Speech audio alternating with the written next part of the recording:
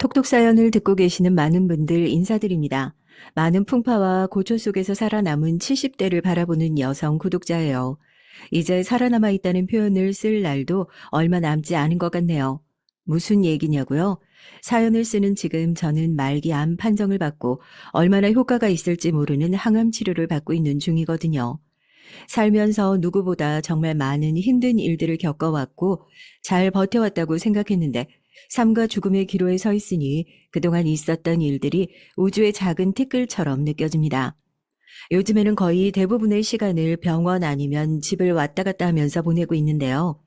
누가 들으면 참 웃긴다 할 수도 있는데 톡톡 사연에 올라오는 수많은 사연들을 하나씩 읽어보면 큰 위로를 받습니다. 나만 힘들다고 생각했는데 꼭 그것만도 아니구나. 이 사람은 이렇게 힘들게 살았는데 이렇게 지혜롭게 극복했구나. 제가 조금 더 젊었을 때 이런 인생의 지름길과 해결책을 알았더라면 조금 더 굴곡 없고 쉬운 인생을 살 수 있지 않았을까 그런 생각이 들 정도로 많은 도움을 받았던 것 같습니다. 그래서 저도 이렇게 사연을 제보해보고자 결심했어요. 인생의 끝자락에서 그동안 열심히 살아왔던 저의 인생을 어떻게 보면 갈무리한다는 마음으로 그동안 있었던 일들을 이 사연을 듣게 되실 많은 분들께 들려드리고 또 남아있는 얼마 안 되는 인생 잘 마무리해보고자 하는 마음으로 펜을 잡아들었습니다. 많은 굴곡이 있었던 만큼 두서없는 얘기가 될 수 있어도 저의 갈무리를 응원해 주신다는 마음으로 함께 들어주시면 감사하겠습니다. 이 얘기의 시작은 무려 40년 전으로 돌아가 시작하게 됩니다. 어떻게 보면 제 인생이 잘못됐던 순간이 그때부터 시작인 것 같다는 생각이 들거든요.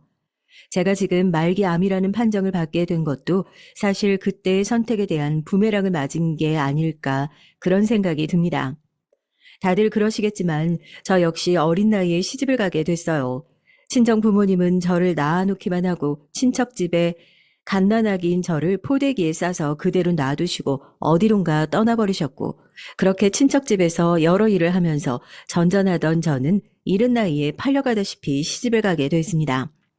제가 고모 댁에서 자랐는데 고모 입장에서는 하루라도 빨리 시집을 보내서 입을 덜 수 있어 다행이다 그렇게 생각하셨겠죠. 부유한 시댁도 아니었고 다정다감한 남편도 없었지만 그래도 남들 다 하는 만큼만 하고 살아가자는 마음으로 열심히 살았습니다. 시집 가서 몇 년이 지나지 않아 떡두꺼비 같은 아들도 낳았어요. 그때까지만 하더라도 내 인생에도 이제 더 이상의 고초나 풍파는 없을 거라 그런 행복한 상상을 했던 날이 있었습니다. 그런데 그런 행복은 생각보다 오래가지 못했어요. 크게 기울진 않았지만 그래도 다들 먹고 사는데 문제 없이 지냈던 시댁이 순식간에 기울어졌거든요. 문제는 남편의 보증이었습니다. 가진 돈을 다 털어서 투자만 하면 그 돈을 10배, 20배로 불려준다는 오래된 친구의 얘기에 속아 남편은 정말이지 있는 돈 없는 돈 빚까지 져가면서 재산을 탈탈 털어 친구에게 보태줬어요. 그런 남편을 원망하냐고요? 아니요. 이미 없는 양반이지만 원망 안 해요. 자기 딴에는 잘 해보려고 저랑 제 아들이랑 같이 잘 살아보려고 했던 일이었을 테니까요. 당연히 그 친구는 처음부터 돈을 10배, 20배로 불려줄 생각조차 없었을 거고 남편의 돈을 받자마자 어디론가 야반도주 해버립니다. 처음엔 집에 그런 문제가 생긴지 알지도 못했어요. 남편은 저에게 그런 문제에 대해서는 한마디도 안 하는 사람이었으니까요. 시부모님 방에서 매일 저녁에 서럽게 우는 소리가 나고 새벽에 자다 깨보면 남편이 미친 사람처럼 일어나 앉아 허공만 보고 있는 것을 보면서 큰일이 나도 뭔가 제대로 큰일이 났구나. 그냥 지레 짐작하고 있었을 뿐이었죠. 제가 집안일에 손 다 떼고 뒷짐지고 보고만 있었던 건 아니냐고요? 그런 건 아니에요. 그렇게 하루 종일 넋이나가 있는 남편을 붙잡고 무슨 문제가 있었던지 간에 그래도 살아야 해결을 할 거 아니냐면서 매일같이 눈이 퀭해지고 말라 비틀어져가는 남편을 끌어안고 미움을 먹이고 별 난리를 다 쳤던 것 같아요. 그런 거 보면 저는 아무리 빚더미인 남편이라도 살아주길 간절히 바랬던 것 같습니다.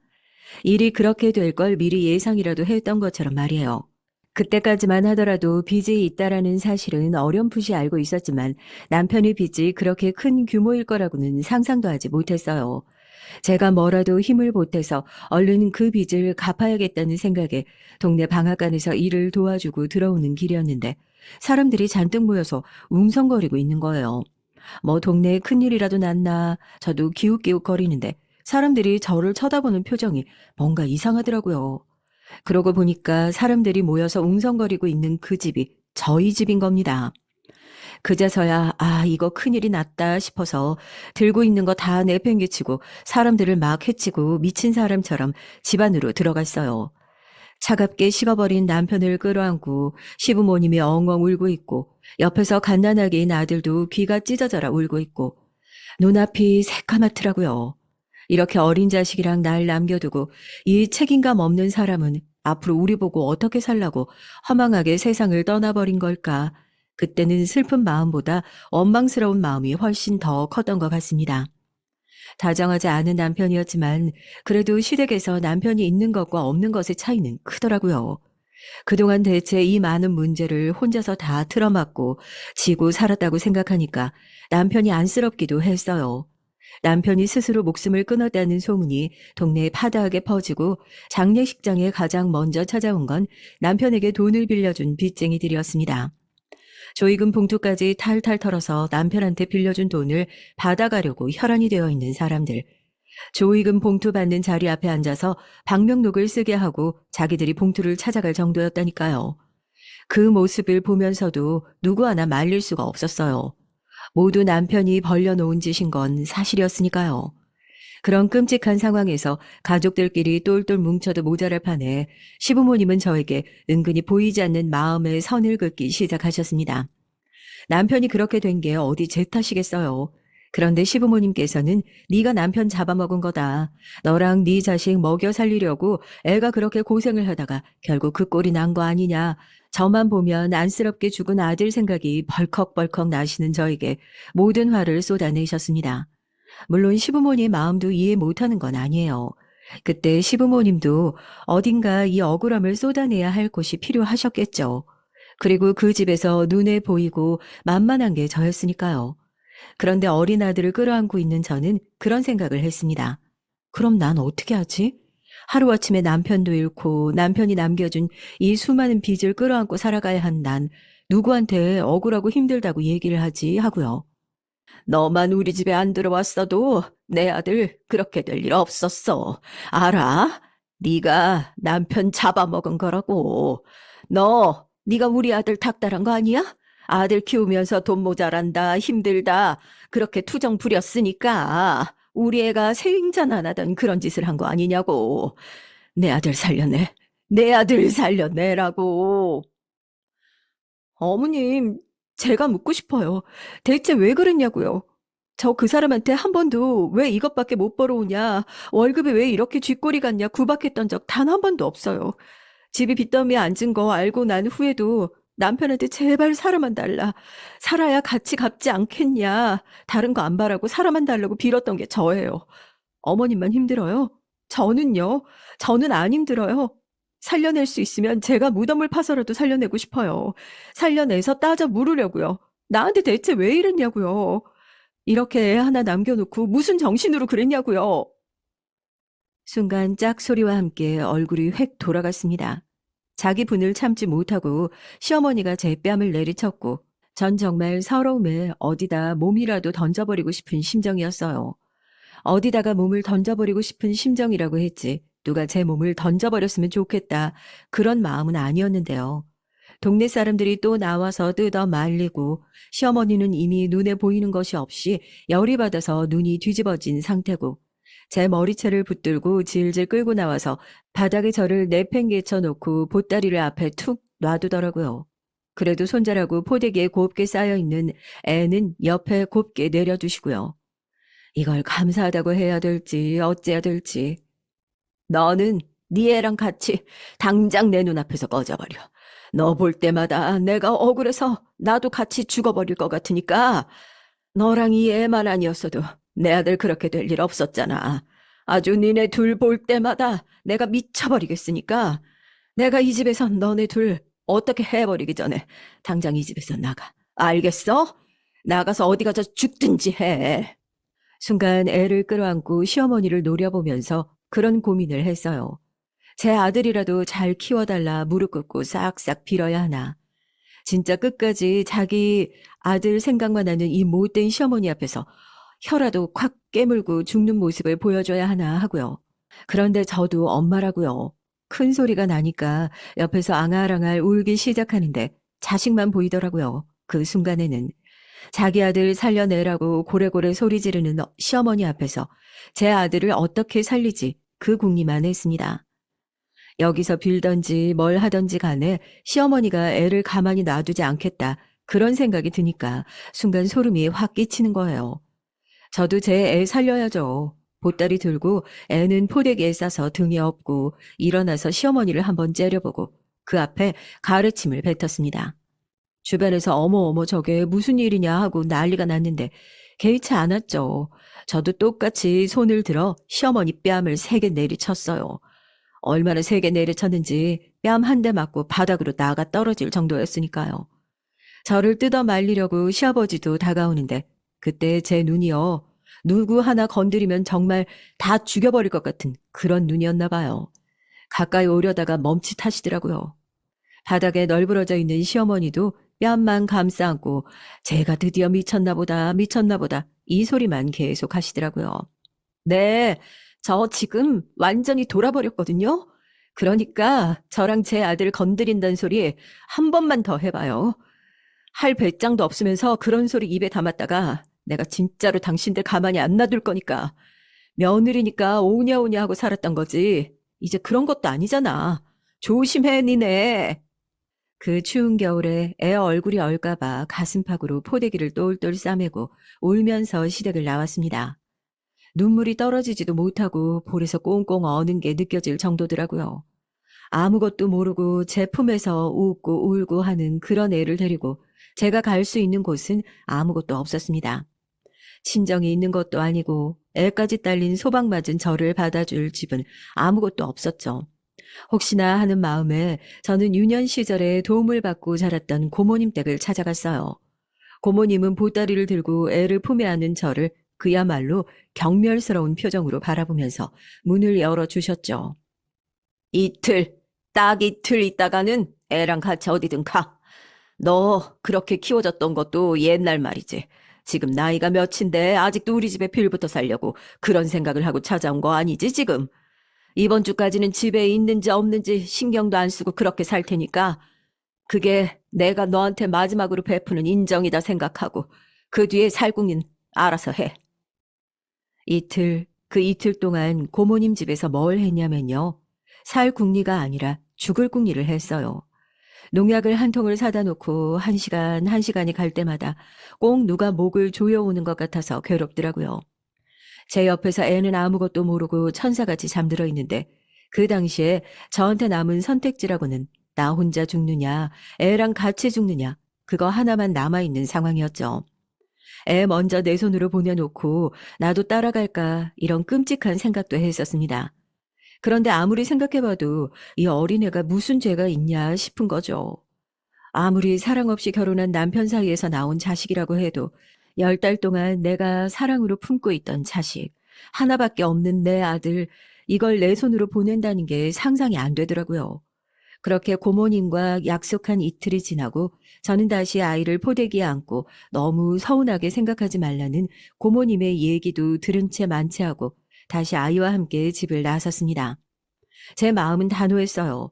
정말 나에게 선택지가 나 혼자 죽냐, 애랑 같이 죽냐, 이 2가지 선택지밖에 없다면 어떻게든지 애는 살리고 가보겠다고요. 그래서 제가 향한 곳이 보육원이었습니다. 사연을 들으시는 분들은 결국 자기 손으로 제 자식 보육원에다 갖다 버린 어미 아니냐 손가락질을 하실 수도 있겠지만 자기 변명이 아니라 그때 저에게 아이를 살릴 수 있는 유일한 방법은 보육원에다 애를 맡기는 그 방법밖에 없었으니까요. 어머님, 현민이 친권 포기하시는 거 동의하시냐고요? 동의하시면 여기 사인 부탁드려요. 아무래도 친권 포기 없으시면 나중에 좋은 위탁 가정이 찾아와도 저희가 입양 연결해 주는데 어려움이 있어요. 막상 보육원에 애를 맡길 때는 이 애가 그래도 나랑 사는 것보다 좋은 곳에서 좋은 대접 받으면서 잘 살길 바라면서 그렇게 데려갔던 건데 막상 이 사인 하나에 내가 이 아이의 엄마라는 그 신락 같은 끈마저 탁 끊겨져 버린다는 얘기를 들으니 펜을 잡은 손이 벌벌 떨렸습니다. 울면서 사인을 했어요. 펜이 움직이면서 종이에 그냥 사인 하나가 들어가는 것뿐인데 날카로운 칼로 제 가슴을 막 쑤시는 것 같은 기분이 들더라고요. 애를 보내는 거 그렇게 힘들었습니다. 저도 쉽지 않은 마음으로 애를 보냈다고 그렇게 변명을 하고 싶어요. 책임감 없는 이 어미가 아닌 현민이와 잘 어울리는 부잣집에서 사랑만 가득 받으며 자랐으면 좋겠다. 그렇게 보육원 앞에서 눈물을 뚝뚝 흘리며 기도를 하고 애를 보냈습니다. 애 보육원에 맡기고 전 어떻게 살았냐고요? 미친 듯이 열심히 살았죠. 비록 나올 때 혹시 모를 미래를 위해 아이의 친권을 포기하긴 했지만 어쨌든 제가 가장 원했던 건 열심히 살아서 제 자식을 나중에 다시 제 품으로 데려오는 거였으니까요. 혹시라도 이 사연을 제 아들이 듣게 될까봐 사연에 다 담기 조심스러운 부분이 있긴 한데요. 그렇게 집을 나와서 안 해본 일이 없었던 것 같아요. 제가 사는 곳 근처에는 숙식 제공이 되는 일 자체가 그렇지 많지 않았거든요. 숙식 제공이 된다고 사지만 멀쩡하면 일을 시켜준다고 그 말만 믿고 공장에 찾아갔다가 간절한 마음으로 안 좋은 일을 당했던 적도 있고요. 그렇게 한 달 넘게 제대로 먹지도 마시지도 못하고 노숙 생활을 하기도 했습니다. 공원에서 물을 마시고 사람들이 버린 음식을 뒤져가면서 쓰레기통을 뒤지기도 하고요. 또 왜 이렇게 안 좋은 일만 나에게 일어나는지 삶을 비관하고 있다가 그냥 하루 벌어 하루 먹고 사는 일이라도 해보자. 이렇게 있다가 내 애 다시 못 찾아온다. 그런 생각을 해서 무작정 찾아간 식당에 들어가 일을 하게 됐어요. 나이는 어린데 얼굴에 왜 이렇게 수심이 깊어? 누가 보면 반평생 산 나보다 산전수전 더 겪은 줄 알겠네. 어? 아, 왜 울고 그래? 그냥 친정엄마다 생각하고 편하게 얘기해봐. 돈을 많이 벌 수 있는 일은 아니었지만 전 아직도 제가 그렇게 다시는 제대로 살 수 없을 것 같이 위태롭게 흔들리고 있던 시기에 만났던 식당 사장님이 제 생명의 은인이라고 생각해요. 친정 엄마처럼 편하게 얘기를 해봐라 말씀해 주시던 사장님께 그동안 남편과 저 사이에 있었던 일, 아들을 제 손으로 보육원에 버리고 올 수밖에 없었던 일, 그런 일들을 다 얘기했습니다. 진심으로 같이 울어주셨어요. 사장님 역시 젊은 날 하나밖에 없는 딸을 다른 집에 맡기고 올 수밖에 없었던 저랑 비슷한 사연이 있으신 분이더라고요. 이 식당 뒤에 비어있는 방이 하나 있거든. 내가 그 방 내줄 테니까 거기서 살아. 월세는 월급에서 딱 이만큼만 깔 테니까 얼른 가서 애 데리고 와. 그래도 내 자식 내 손으로 버리고 절대 마음 편하게 못 살아. 내가 그걸 겪어봐서 알잖아. 세댁은 제발 그런 실수 안 했으면 좋겠네. 그래서 얘기해 주는 거야. 사장님의 얘기가 끝나자마자 울면서 보육원으로 찾아갔습니다. 넉넉한 형편은 아니었지만 어쨌든 식당에서 일을 하면서 입에 풀칠이라도 할 수 있는 상황이었고 자식과 밑바닥부터 다시 시작한다는 게 엄마로서 내키지 않는 선택이었지만 그래도 함께 할 수 있는 게 어디겠어요. 그런데 다시 찾아간 보육원에서는 이미 현민이가 입양을 갔다는 청천벽력 같은 소리를 듣게 됩니다. 내가 그 식당을 조금 더 일찍 찾아갔더라면, 내가 그냥 이 보육원에 아이를 맡기지 않았더라면, 아니 최소한 친권 포기라도 하지 않았더라면, 그러면 내 애를 이렇게 보내지 않았을 텐데, 그때 살면서 가장 많이 후회를 했던 것 같아요. 바닥에 주저앉아 엉엉 울고 있는 저를 보면서 보육원 원장님도 뭐라고 해주실 말이 없어 발만 동동 구를 뿐이었죠. 현민이 입양 간 지 2달 정도 됐어요, 어머님.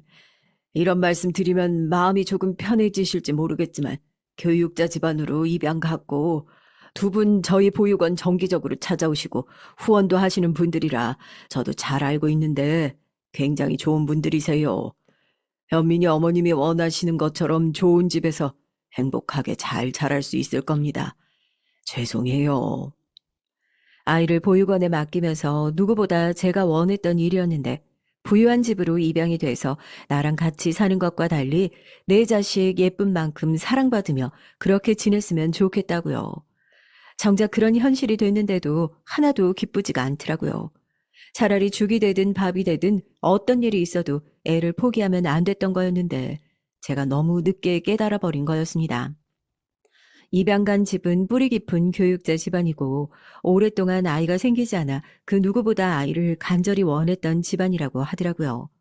다만 교육자라는 지위와 사회적 시선 때문에 공개 입양이나 개방 입양을 원하지 않아서 친엄마인 저와의 교류를 하지 않았으면 좋겠다는 보육원에다 입양을 진행하면서 그렇게 통보를 한 상태라서 제가 아이를 찾고 싶다고 아이 얼굴이라도 보여달라고 무턱대고 입양 가정에 연락을 취할 수도 없는 상황이었습니다. 그렇게 허망하게 울면서 식당으로 돌아왔어요. 당연히 아이를 품에 안고 돌아올 거라고 생각하고 나름 환영회를 한다고 동네 사람들을 불러놓고 상다리가 부러지게 음식을 차렸던 사장님은 눈물 범벅이 되어 돌아온 저를 그냥 조용히 안아주셨습니다. 그래도 살면서 한 번도 가족의 정을 느껴본 적이 없었는데 그때 처음으로 이게 가족의 따뜻함이구나 깨달았던 것 같아요. 이제 생각해보니까 그때 그 자리가 톡톡 사연의 전신이었던 것 같습니다. 식당 사장님과 동네 사람들이 그 자리에 다 같이 둘러앉아서 자기는 사실 이런 사연이 있었다. 뭐 이쪽 사장님은 사실 내가 남편이 어쨌다 하셨거든요. 그러니까 본인들도 이렇게 힘들게 살았다 얘기하시면서 나름대로 저를 위로해 주시려고 했던 것 같습니다. 너만 그렇게 힘들게 살고 있는 것 아니니 기운 차리라고요. 이제 아이도 없고 삶의 목표도 없어서 한심하게 살았을 것 같지만 오히려 그 이후로 더 열심히 살았습니다. 그때까지도 저의 목표는 돈을 열심히 벌어서 적어도 아이에게 부모 노릇을 해줄 수 있을 정도의 사람이 되어서 어떻게든지 애 얼굴을 한 번은 보자는 거였으니까요. 식당 일을 열심히 배우다 보니까 동네 사람들 칭찬이 자자했습니다. 생각보다 음식 솜씨가 좋은데 알고 있었냐고요. 어렸을 때부터 친척집을 전전하며 뭐 청소나 빨래를 한다든지 9식구나 되는 사람들의 식사를 준비하는 것은 늘 제 몫이었으니까 허풍을 좀 섞어서 걸음마 떼고 나서부터 아궁이 앞에 앉아 있었다고 해도 과언이 아니었으니까요. 당연히 음식을 하는 게 굉장히 자연스러운 일이었는데 그 힘든 시절 동안 저도 뭔가 하나라도 는 실력이 있긴 있었나 봐요. 여튼 그 좋은 음식 실력을 활용해서 제가 크게 돈을 벌었던 시기가 있었는데 그때 뭘 했냐면 바로 한밭집이었습니다. 한밭집 다들 아시죠? 공사장 쫓아다니면서 노동자들 먹으라고 간이 식당 여는 거요. 그 한밭집은 공사 현장 따는 게 어려워서 그렇지. 한번 따내고 나면 그 많은 현장 식구들이 다 거기서만 밥을 먹는 거니까 큰 돈을 벌 수 있었던 거거든요. 늘 식당에 와서 혼자 밥을 드시는 남자분이 계셨는데 저야 뭐 다른 사람들 챙겨주듯이 똑같이 잘 챙겨드렸는데 이분이 그게 참 보기 좋으셨나 보더라고요. 음식 솜씨가 좋은데 건설 현장 따라다니면서 한밭집 한번 해볼 생각 없냐고 먼저 얘기를 해주시더라고요.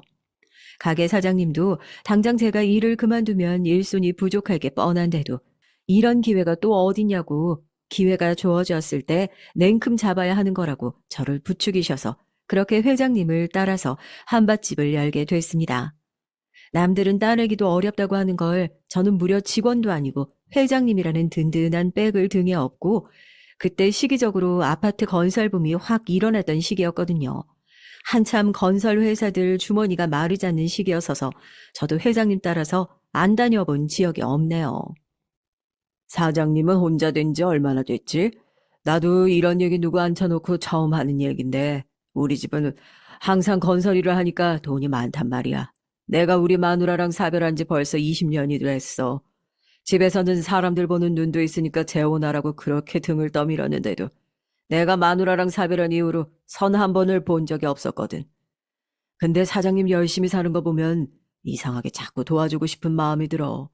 동정같이 알량한 그런 마음이 아니고 이렇게 사는 사람이면 남은 인생 같이 살 수 있지 않을까 하는 그런. 저 역시 회장님 따라다니면서 너무 많은 도움을 받고 살았던 터였고 제가 그동안 도움을 받고 봐왔던 회장님은 부담스럽지 않은 선에서 늘 제가 사는 것들을 도와주셨던 그런 젠틀한 분이셨거든요. 솔직히 저도 여자인데 마음이 안 기울 수가 있었겠어요. 청혼을 승낙하고 싶은 마음이 굴뚝 같았는데 또 내 손으로 버려놓은 자식 생각을 하면 감히 제가 재혼이란 걸 해도 되는 건가 이런 생각이 또 들고요. 울면서 회장님한테 또 제가 살던 얘기를 막 늘어놨습니다. 이 나이 먹고 나랑 같이 살면서 내 자식 낳아달란 얘기도 아니고 그냥 이제 혼자 남은 사람들끼리 남은 인생 행복하게 잘 지냈으면 좋겠다. 그런 마음이야. 당신도 그동안 마음속에 그런 큰 상처 안고 얼마나 힘들게 살았어. 이제 조금 내려놓고 삽시다, 우리. 그렇게 제 두 번째 결혼 생활이 시작됐습니다. 형편이 나아진 건 말로는 다 못하죠.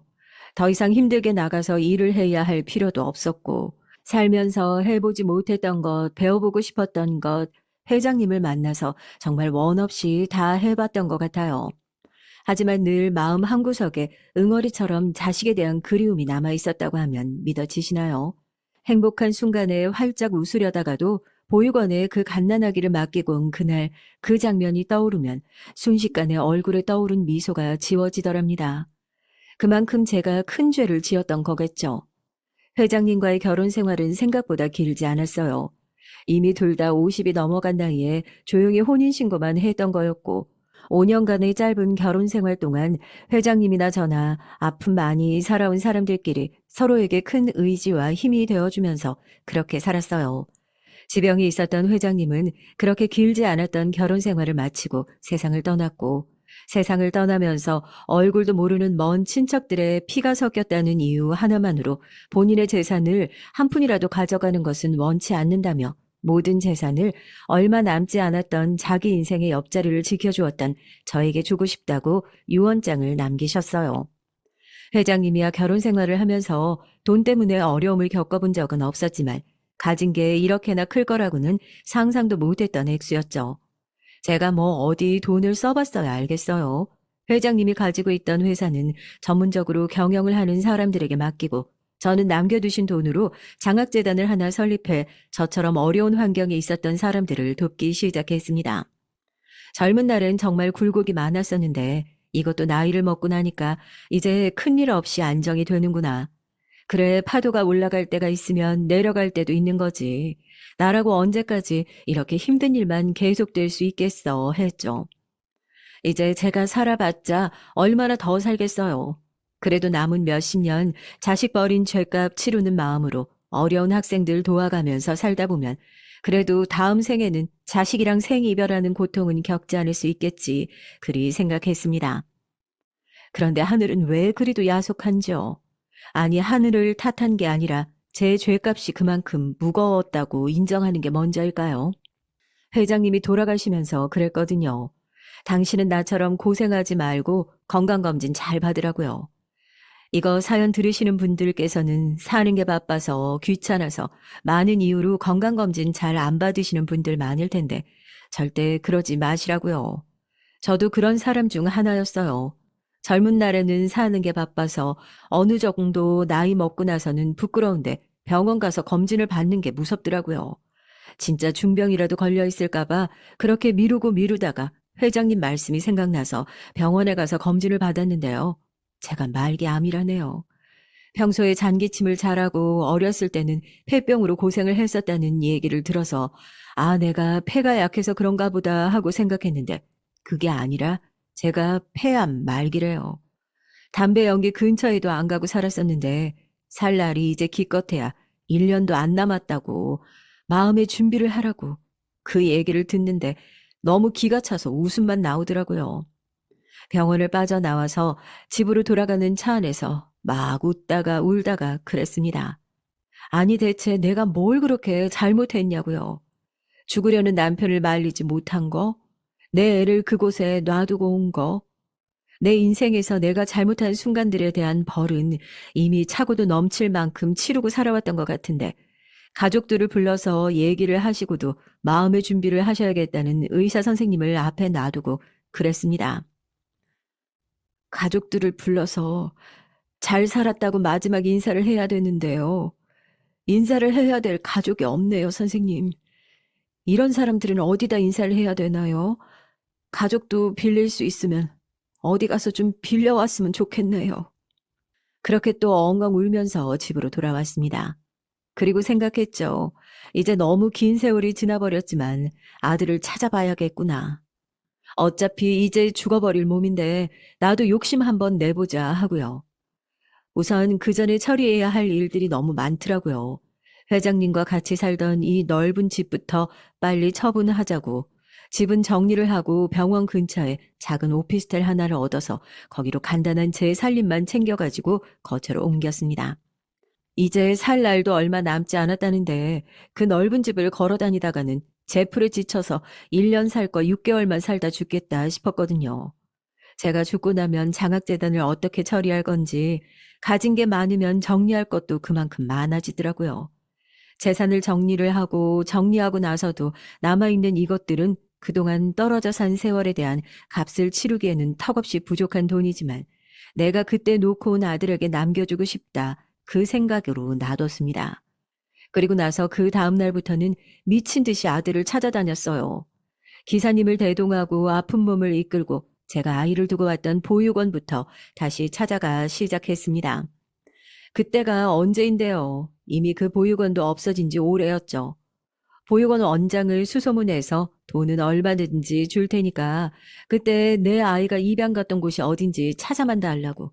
자기가 보육원을 그렇게 오래 해봤지만 찾으러 오겠다는 말을 하는 엄마들은 많아도 실제로 이렇게 긴 시간 지나서 다시 찾으러 온 사람은 제가 처음이라네요. 사연으로 적으니 제가 힘도 들이지 않고 얼마 되지 않아서 아들을 찾아낸 것 같지만요. 사실 정말 긴 시간과 품이 들었어요. 말기 암 환자의 몸으로 항암 치료를 받아가면서 차를 타고 2시간 반 거리에 있는 보육원이 있던 동네에 왔다 갔다 한다는 게 어디 쉬웠겠습니까? 그때 교육자 집안으로 입양을 갔다, 대치동 근처 동네로 갔다, 그 단서만 가지고 수소문 끝에 2달 만에 겨우 아들을 찾게 됐습니다. 비서가 가져다 준 사진에는 갓난아기 때의 모습이 아직도 남아있는 것 같지만 훌쩍 커버린 아들의 얼굴이 들어있더라고요. 누굴 닮아 머리가 그렇게 좋았는지 대치동에서 꽤 유명한 학원 강사를 하고 있고 그 학원에서 일하던 직원과 얼마 전에 결혼까지 했다는 소식을 듣게 됐습니다. 그 사진을 쥐고 또 한 번 울었어요. 다짜고짜 몇십 년 만에 나타나서는 내가 널 버렸지만 사실 낳아준 엄마는 나다. 이런 얘기를 하는 게 쉬운 건 아니잖아요. 아들이 절 만나줄 생각이 있는지 확인해 보는 게 먼저였죠. 양부모님 중 살아계시는 어머니에게 이러한 제 사정을 말씀드리고 아들에게 전해달라 간곡히 부탁드렸습니다. 사정은 들었습니다. 그런데 현민이도 많이 혼란스러운가 봐요. 평생 어머니란 존재는 잊고 살았다고. 차라리 직접 한번 연락해 보시는 건 어떠세요? 저도 같은 엄마니까 그 마음 모르는 것도 아니고 이제 와서 누가 진짜 엄마니 아니니 싸우는 것도 얼마나 부질없는 짓이에요. 아들의 양 어머니는 그래도 같은 엄마인 자기가 그 심정을 제일 잘 알지 않겠냐면서 차라리 직접 한번 만나보고 설득을 해보는 게 좋을 것 같다고 저에게 선뜻 아들의 연락처를 건넸습니다. 꼴랑 11개의 숫자를 바라보면서 심장이 터질 것 같더라고요. 과연 어떤 반응일지, 욕을 할지, 왜 그랬냐고 화를 낼지 떨리는 마음으로 아들에게 전화를 걸었습니다. 그리고 수학이 넘어 장성한 아들의 목소리가 들려오더라고요. 만났으면 좋겠다. 얘기라도 해보자. 한참 동안 아무런 대답도 하지 않던 아들이 겨우 입을 뗐습니다. 알겠다고요. 일단 만나서 얘기를 해보자고요. 암 투병을 해보신 분들은 알겠지만 말기 암 환자가 어디를 그렇게 편하게 돌아다닐 정도로 몸이 좋지가 않아요. 야외 활동을 한번 하는 것도 큰 마음 먹어야 할 정도로 제 몸 상태는 이미 나빠질 대로 나빠진 상태였고 그래서 아들에게도 집 근처에서 잠깐 얼굴만 보자고 얘기를 해놓은 상태였죠. 드디어 아들을 만나기로 한 날 약속 시간 1시간 전에 나와서 카페에 초조한 마음으로 앉아 문이 열리는 소리가 날 때마다 돌아봤습니다. 그리고 한눈에 알아볼 수 있는 아들이 드디어 제 눈앞에 나타났죠. 저도 모르게 손을 붙잡고 아들을 꼭 끌어안았습니다. 평생 자기를 버리고 간 엄마를 미워하는 마음으로 살았을 아들도 막상 울면서 자기를 끌어안는 친엄마를 보니 또 그렇게 차갑게 굴지 못하더라고요. 울면서 저를 함께 안아주었습니다. 엄마가 정말 미안해. 엄마가 그때 살아보겠다고, 너 살려보겠다고 그런 건데, 엄마가 그러고 나서 다시 널 찾으러 갔는데, 이미 넌 다른 집에 갔다고 하고, 다 변명이지, 변명이야. 그런데 엄마가 말이야, 이제서라도 늦었지만, 너한테 엄마 노릇을 해주면서 살고 싶은데, 근데 그것도 마음대로 안 된다. 엄마가 이제 얼마 못 산대. 말기 암이래. 엄마 얼굴 꼴도 보기 싫은 거 잘 아는데, 그래도 살 날이 얼마 안 남았다니까 내 욕심은 죽기 전에 자식 얼굴 한 번이라도 더 보고 가고 싶어. 그러니까 엄마 죽고 나서 이기적이라고 실컷 욕해도 되니까 살아있는 동안만이라도 우리 잘 지내보면 안 될까? 엄마가 이렇게 부탁할게. 몇십 년이 지나서 친엄마를 다시 만나게 된 것만으로도 충격적일 텐데 그런 엄마의 암투병 소식은 또 얼마나 충격적이었을까요? 하지만 그런 사실을 숨기고 뭐하고 하기에는 저에게 남은 시간이 너무나도 부족했습니다. 이기적이라고 욕을 하셔도 좋지만 그렇게라도 아들과 남아있는 시간을 보내고 싶은 제 욕심이 컸어요. 충격에 말을 잇지 못하는 아들도 제 상태가 어떠냐며 항암 치료를 받고 있냐, 상태는 심각한 거냐, 병원은 어디로 다니고 있냐 이것저것 묻기 시작하더라고요. 이제 남아있는 건 돈밖에 없는 사람인데 제가 어디 안 좋은 병원 다니고 있겠어요. 병원 중에서도 가장 좋은 병원, 폐암 명의가 있다는 병원에 다니고 있는 상태인데도 그래도 아들 눈에는 그게 아니었나 봅니다. 지금 어디 살고 계세요? 대구로 모셔다 드릴게요. 병원은 어디가 좋은지 제가 한번 알아보겠습니다. 지금 저랑 같이 밥 먹으러 다니고 여행 다니고 그럴 때가 아니라 항암부터 제대로 잘 받으셔야죠. 말기잖아요. 우선 집에 가요. 엄마. 머뭇거리다가 덧붙이는 그 엄마라는 소리가 왜 그리 반갑던지요. 그 소리를 듣는데 말기 암이든 이제 살 날이 몇 개월 남지 않았든 그런 거 다 상관없이 지금 아들 손잡고 죽어도 여한이 없겠다 싶더라고요. 아들과 함께 제가 살고 있는 집으로 갔죠. 큰 집에서 이것저것 신경 쓰기 싫기도 하고 병원과 최대한 가까운 곳으로 저 혼자 간소하게 살 집 골랐던 건데 아들 눈에는 아직도 제 엄마가 나아지지 않은 형편으로 안쓰럽게 살고 있는 모습으로 비춰졌나 봅니다. 당장 본인 집으로 같이 가자고 돌봐줄 사람도 없는데 이 집에서 혼자 어떻게 지내냐고 벌컥 화를 내더라고요. 매일같이 간병해 주시는 분도 오고 계시고 그리고 엄마 그렇게 예전만큼 힘들게 사는 것도 아니야. 지금 보기에 꼴이 이래서 그렇지. 큰 집 살면 누가 날 챙겨주는 것보다 내가 챙겨야 할 것들이 많아서 그래서 그래. 지금도 충분히 잘 살고 있고 그리고 아내랑 한마디 상의도 없이 그런 걸 덜컥 결정하면 어떡하니. 결혼도 했다면서. 너는 아버지같이 그런 모습 안 보였으면 좋겠다. 집에 큰일이 있을 때는 가족들이랑 가장 먼저 상의하고. 그래도 이건 아니다. 집으로 모시겠다. 고집을 피우는 아들을 그렇게 억지로 돌려보냈습니다. 한편으로는 그렇게 화를 내주는 아들이 고맙기도 했어요. 그렇게 오랜만에 다시 만난 엄마인데도 안쓰럽게 살고 있는 모습에 화를 낼 정도로 내 아들을 잘 키웠구나 하는 생각도 들고요. 그 마음에 몇십 년 만에 처음으로 편안하게 잠자리에 들었던 것 같습니다. 이제는 아쉬울 게 없다 하고요. 아들 얼굴도 봤겠다. 잘 살고 있는 모습도 봤겠다. 미워하는 마음도 풀었겠다. 다음 날 아침 이대로 눈을 뜨지 않아도 행복하겠다 했죠. 그렇게 깊은 잠에 빠진 저를 깨운 건 아들도 의사 선생님도 아닌 처음 보는 여자였습니다. 아침부터 누가 문을 세차게 두드리길래 저는 아래층이나 위층 주민인가 했어요. 한 층에 한 가구밖에 없고 환자가 시끄럽게 할 일도 없는데 무슨 오해를 해서 이렇게 문을 세게 두드리면서 화를 내나 싶어서 밖으로 나가니 명품으로 온 몸을 휘감은 젊은 여자가 제가 들어오라는 말도 하지 않았는데 힘없는 제 어깨를 밀어붙이고 집 안으로 들어오더라고요. 당황해서 지금 뭐 하는 짓이냐고 누구냐고 따져 물으니 그 입에서 나오는 건 놀랍게도 제 아들의 이름이었습니다. 강현민 씨 아내 되는 사람이라고요. 그러니까 그 말인 즉슨 제 며느리 되는 사람이라는 겁니다. 인사도 없이 다짜고짜 무리하게 지금 뭐 하는 짓이에요? 나한테 볼 일 있으면 정중하게 연락을 하고 오는 게 맞는 거 아닙니까? 그러는 그쪽은 그렇게 예의가 있어서 몇십 년 전에 버린 아들 그렇게 다짜고짜 무리하게 찾아오신 거예요? 저기요, 암에 걸렸든 뭐에 걸렸든 나이도 사실 만큼 사신 것 같은데 이제 와서 아들 찾으려는 노력을 하지 마시고 최대한 눈에 안 띄게 노력하다가 가실 생각을 하시는 게 맞는 거 아니에요? 이제 막 결혼한 아들 찾아와서 다짜고짜 내가 말기암이란다. 살 날이 얼마 안 남았다. 그런 소리를 해서 그런 소리나 해서 병원비나 생활비나 좀 뜯어내 보려는 수작인 거 내가 모를 것 같아? 이거 딱 꼬라지가 보니까 이 나이 먹고 자기 집 하나 없이 변변찮은 노인네인 거 빤히 보이는데 저기 할머니 정신 차리세요. 아들이 좀 잘 됐다 그런 소문 들으니까 뭐 콩고물이라도 얻어먹어야겠다 그런 생각하신 거예요? 기가 막혀 진짜. 아마 집으로 모시겠다 고집을 피우는 아들을 돌려보내면서 중요한 일은 가족들과 상의해라 그렇게 한마디 던졌는데 집에 가서 얘기를 전한 아내의 반응이 딱 이 수준이었던 겁니다. 아무리 제가 힘없는 노인네라고 해도 자기 남편을 낳아준 친모인데 어쩜 이렇게 개념 없고 충격적인 얘기를 할 수 있을까?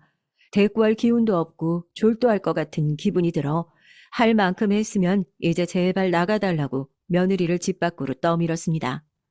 문을 닫으려다 엘리베이터를 기다리는 며느리의 통화 소리를 듣고 저렇게 새벽부터 저희 집으로 찾아와 길길이 날뛰던 이유가 뭔지 바로 알게 됐죠. 한바탕 하고 왔어, 지금. 미친노인의 하나 때문에 지금 남편 재산 나눠먹게 생겼다니까? 야, 내가 그 고아 자식 돈 빼면 뭐 볼 게 있다고 결혼했겠어. 지금 애 낳자는 것도 절대 안 낳고 버티고 있는데. 어? 아우, 걱정하지 마. 아, 이렇게 내가 매일 와서 숨통 조여놓으면 저 할망구도 얼마 못 버티고 나가 떨어지겠지. 며느리는 제 아들의 재산을 노리고 달라붙어서 암 투병 중인 친엄마라고 찾아온 저 때문에 혹시라도 남편의 재산이 줄어들게 될까봐 그게 걱정이었던 거죠. 그 통화를 듣고 분노에 가득 차서 당장 아들에게 전화를 했습니다. 살 날이 얼마 안 남은 노인네라고 해도 제 아들이 그런 말도 안 되는 여자랑 남은 인생을 사는 꼴을 제가 지켜볼 수만은 없잖아요. 당장 우리 집으로 오거라. 네 마누라도 같이.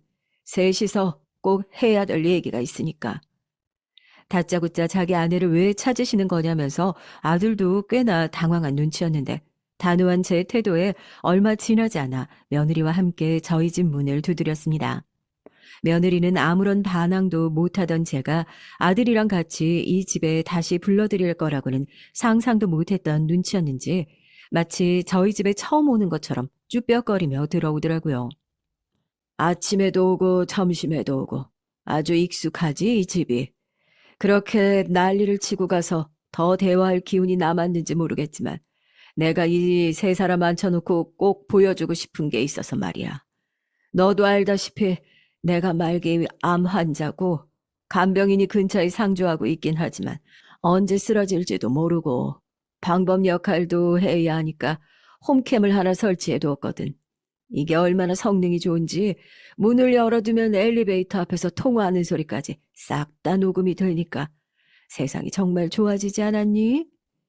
제가 굳이 엘리베이터 앞에서 통화하는 얘기까지 녹음이 된다. 그런 말을 꺼내니까 아침에 와서 깽판을 치고 자기가 통화를 했던 내용이 생각났는지 며느리가 사색이 돼서는 제 아들 팔을 붙잡고 중요한 일이 생각나서 빨리 집으로 가봐야 할 것 같다. 어머님 얘기는 다음에 듣자며 저희 집에서 막 나가려고 하더라고요. 어림도 없었죠. 저는 오늘 아침 홈캠에 녹화된 장면을 아들에게 떡하니 보여줬습니다. 아들은 처음부터 홈캠에 찍혀있는 며느리의 모습에 엄청나게 당황한 눈치였어요. 자기한테 한마디 얘기도 없이 왜 어머님을 찾아간 거냐면서 추궁했죠.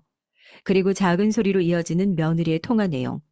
아들이 자리를 박차고 일어나자 며느리가 울면서 그 앞에 무릎을 꿇었습니다. 저도 여전히 기절할 것 같은 몸을 일으켜서 며느리 앞에 섰어요. 아니, 내 말이 뭐가 틀려. 결국 어머님도 자기 돈 보고 몇십 년 만에 다시 찾아온 거 아니야? 내가 왜 그런 어머님을 모시고 받아줘야 되는데. 그거 싫어서 저렇게 얘기한 거야. 내가 왜 당신 돈만 보고 결혼하겠어. 절대 그런 거 아니야. 지금 저 할망구가 우리 둘 사이 이간질해서 자기 재산 뺏어가려고 수를 쓰는 거라고. 내가 돈만 보고 몇십 년 만에 이 애를 찾아? 이 애 재산을 노리고 아픈 몸을 이끌고 그렇게 죽어라 찾아다녀? 아, 내가 땡땡 장학재단 이사고 땡땡 건설 사모야. 돈이라면 차고 넘칠 만큼 있는 사람이라고. 죽기 전에 나도 내 자식 얼굴 한번 보고 내 것도 아니지만 쥐고 있던 것들 나도 내 자식한테 물려주고 싶어서 그렇게 열심히 찾았다. 그런데 이걸 어쩌니? 그게 네 아들 돈은 될 것 같아도 네 돈은 절대 안 될 것 같은데 말이다. 어? 믿을 수 없다는 표정을 짓는 며느리 앞에 저는 제 장학재단의 법인 등록증과 건설회사 주주총회 참석장을 집어 던졌습니다. 바닥에 무릎을 꿇고 앉아서 몇 번이고 땅에 떨어진 그 종이를 확인하던 며느리는 그제야 아차 싶은 얼굴로 저를 다시 올려다보더라고요. 어머님, 그게 아니고요. 그게 뭔가 오해를 하신 것 같은데요. 제가 정말 더 들을 것도 없어. 당장 내 집에서 짐 싸서 나가. 아니, 그냥 몸만 나가. 네 짐은 이삿짐 센터 불러서 포장해서 곱게 보내줄 테니까 네가 좋아하는 돈, 위자료는 알아서 잘 보내줄 테니까 다신 내 앞엔 나타나지 마. 가요, 엄마. 바짓가랑이를 붙들고 늘어지는 며느리를 뒤로하고 저는 아들과 그 집을 나와 가쁜 숨을 몰아 쉬면서 병원으로 자리를 옮겼어요. 제 손을 붙잡고 눈물을 뚝뚝 흘리는 아들은 끝까지 자기 생각만 해줘서 고맙다는 얘기를 하더라고요. 저도 아들 손을 붙잡으면서 이렇게라도 엄마 노릇을 할 수 있어서 참 다행이라고. 앞으로는 좋은 사람을 만날 수 있는 기회는 얼마든지 있으니까 걱정하지 말라고 그렇게 아들을 위로했습니다. 며느리는 그 뒤로 병원까지 찾아와서 눈물로 자기의 잘못을 빌었어요. 그렇지만 이미 돌아선 아들의 마음을 돌리기에는 턱없이 부족했습니다. 이제는 어떤 사과를 해도 안 되겠다는 걸 깨달았는지 저에게도 본인의 모자람을 탓하라고 그렇게 함부로 말씀드리는 게 아니었는데 정말 죄송했다 진심 어린 사과를 남기고 떠났습니다. 며느리와도 잘 화해를 했다 그리 생각되려나요? 항암도 잘 받고 있고 큰 수술도 앞두고 있어요. 이 수술을 하면 살 확률이 40%라고 하더라고요. 혹시라도 수술을 하다가 잘못될까봐 무서워서 아들은 계속해서 말리긴 했지만 그래도 아들과 함께 사는 시간을 더 늘려보고 싶어서 살 확률보다 죽을 확률이 더 큰 이 수술에다가 제 마지막 인생을 걸어보려고 합니다. 그동안 정말 죽을 만큼 힘들기만 했던 인생이니까 신이 이 세상에 존재한다면 마지막으로 이 말도 안 되는 확률에서는 저를 살려주시지 않으실까 그런 마음으로 수술대에 오를 날만 기다리고 있어요. 삶과 죽음의 경계선에서 아들을 다시 만나게 되고 하마터면 아들에게 큰 독이 될 뻔한 며느리의 실체를 알아내게 돼서 정말 다행이라는 생각이 듭니다.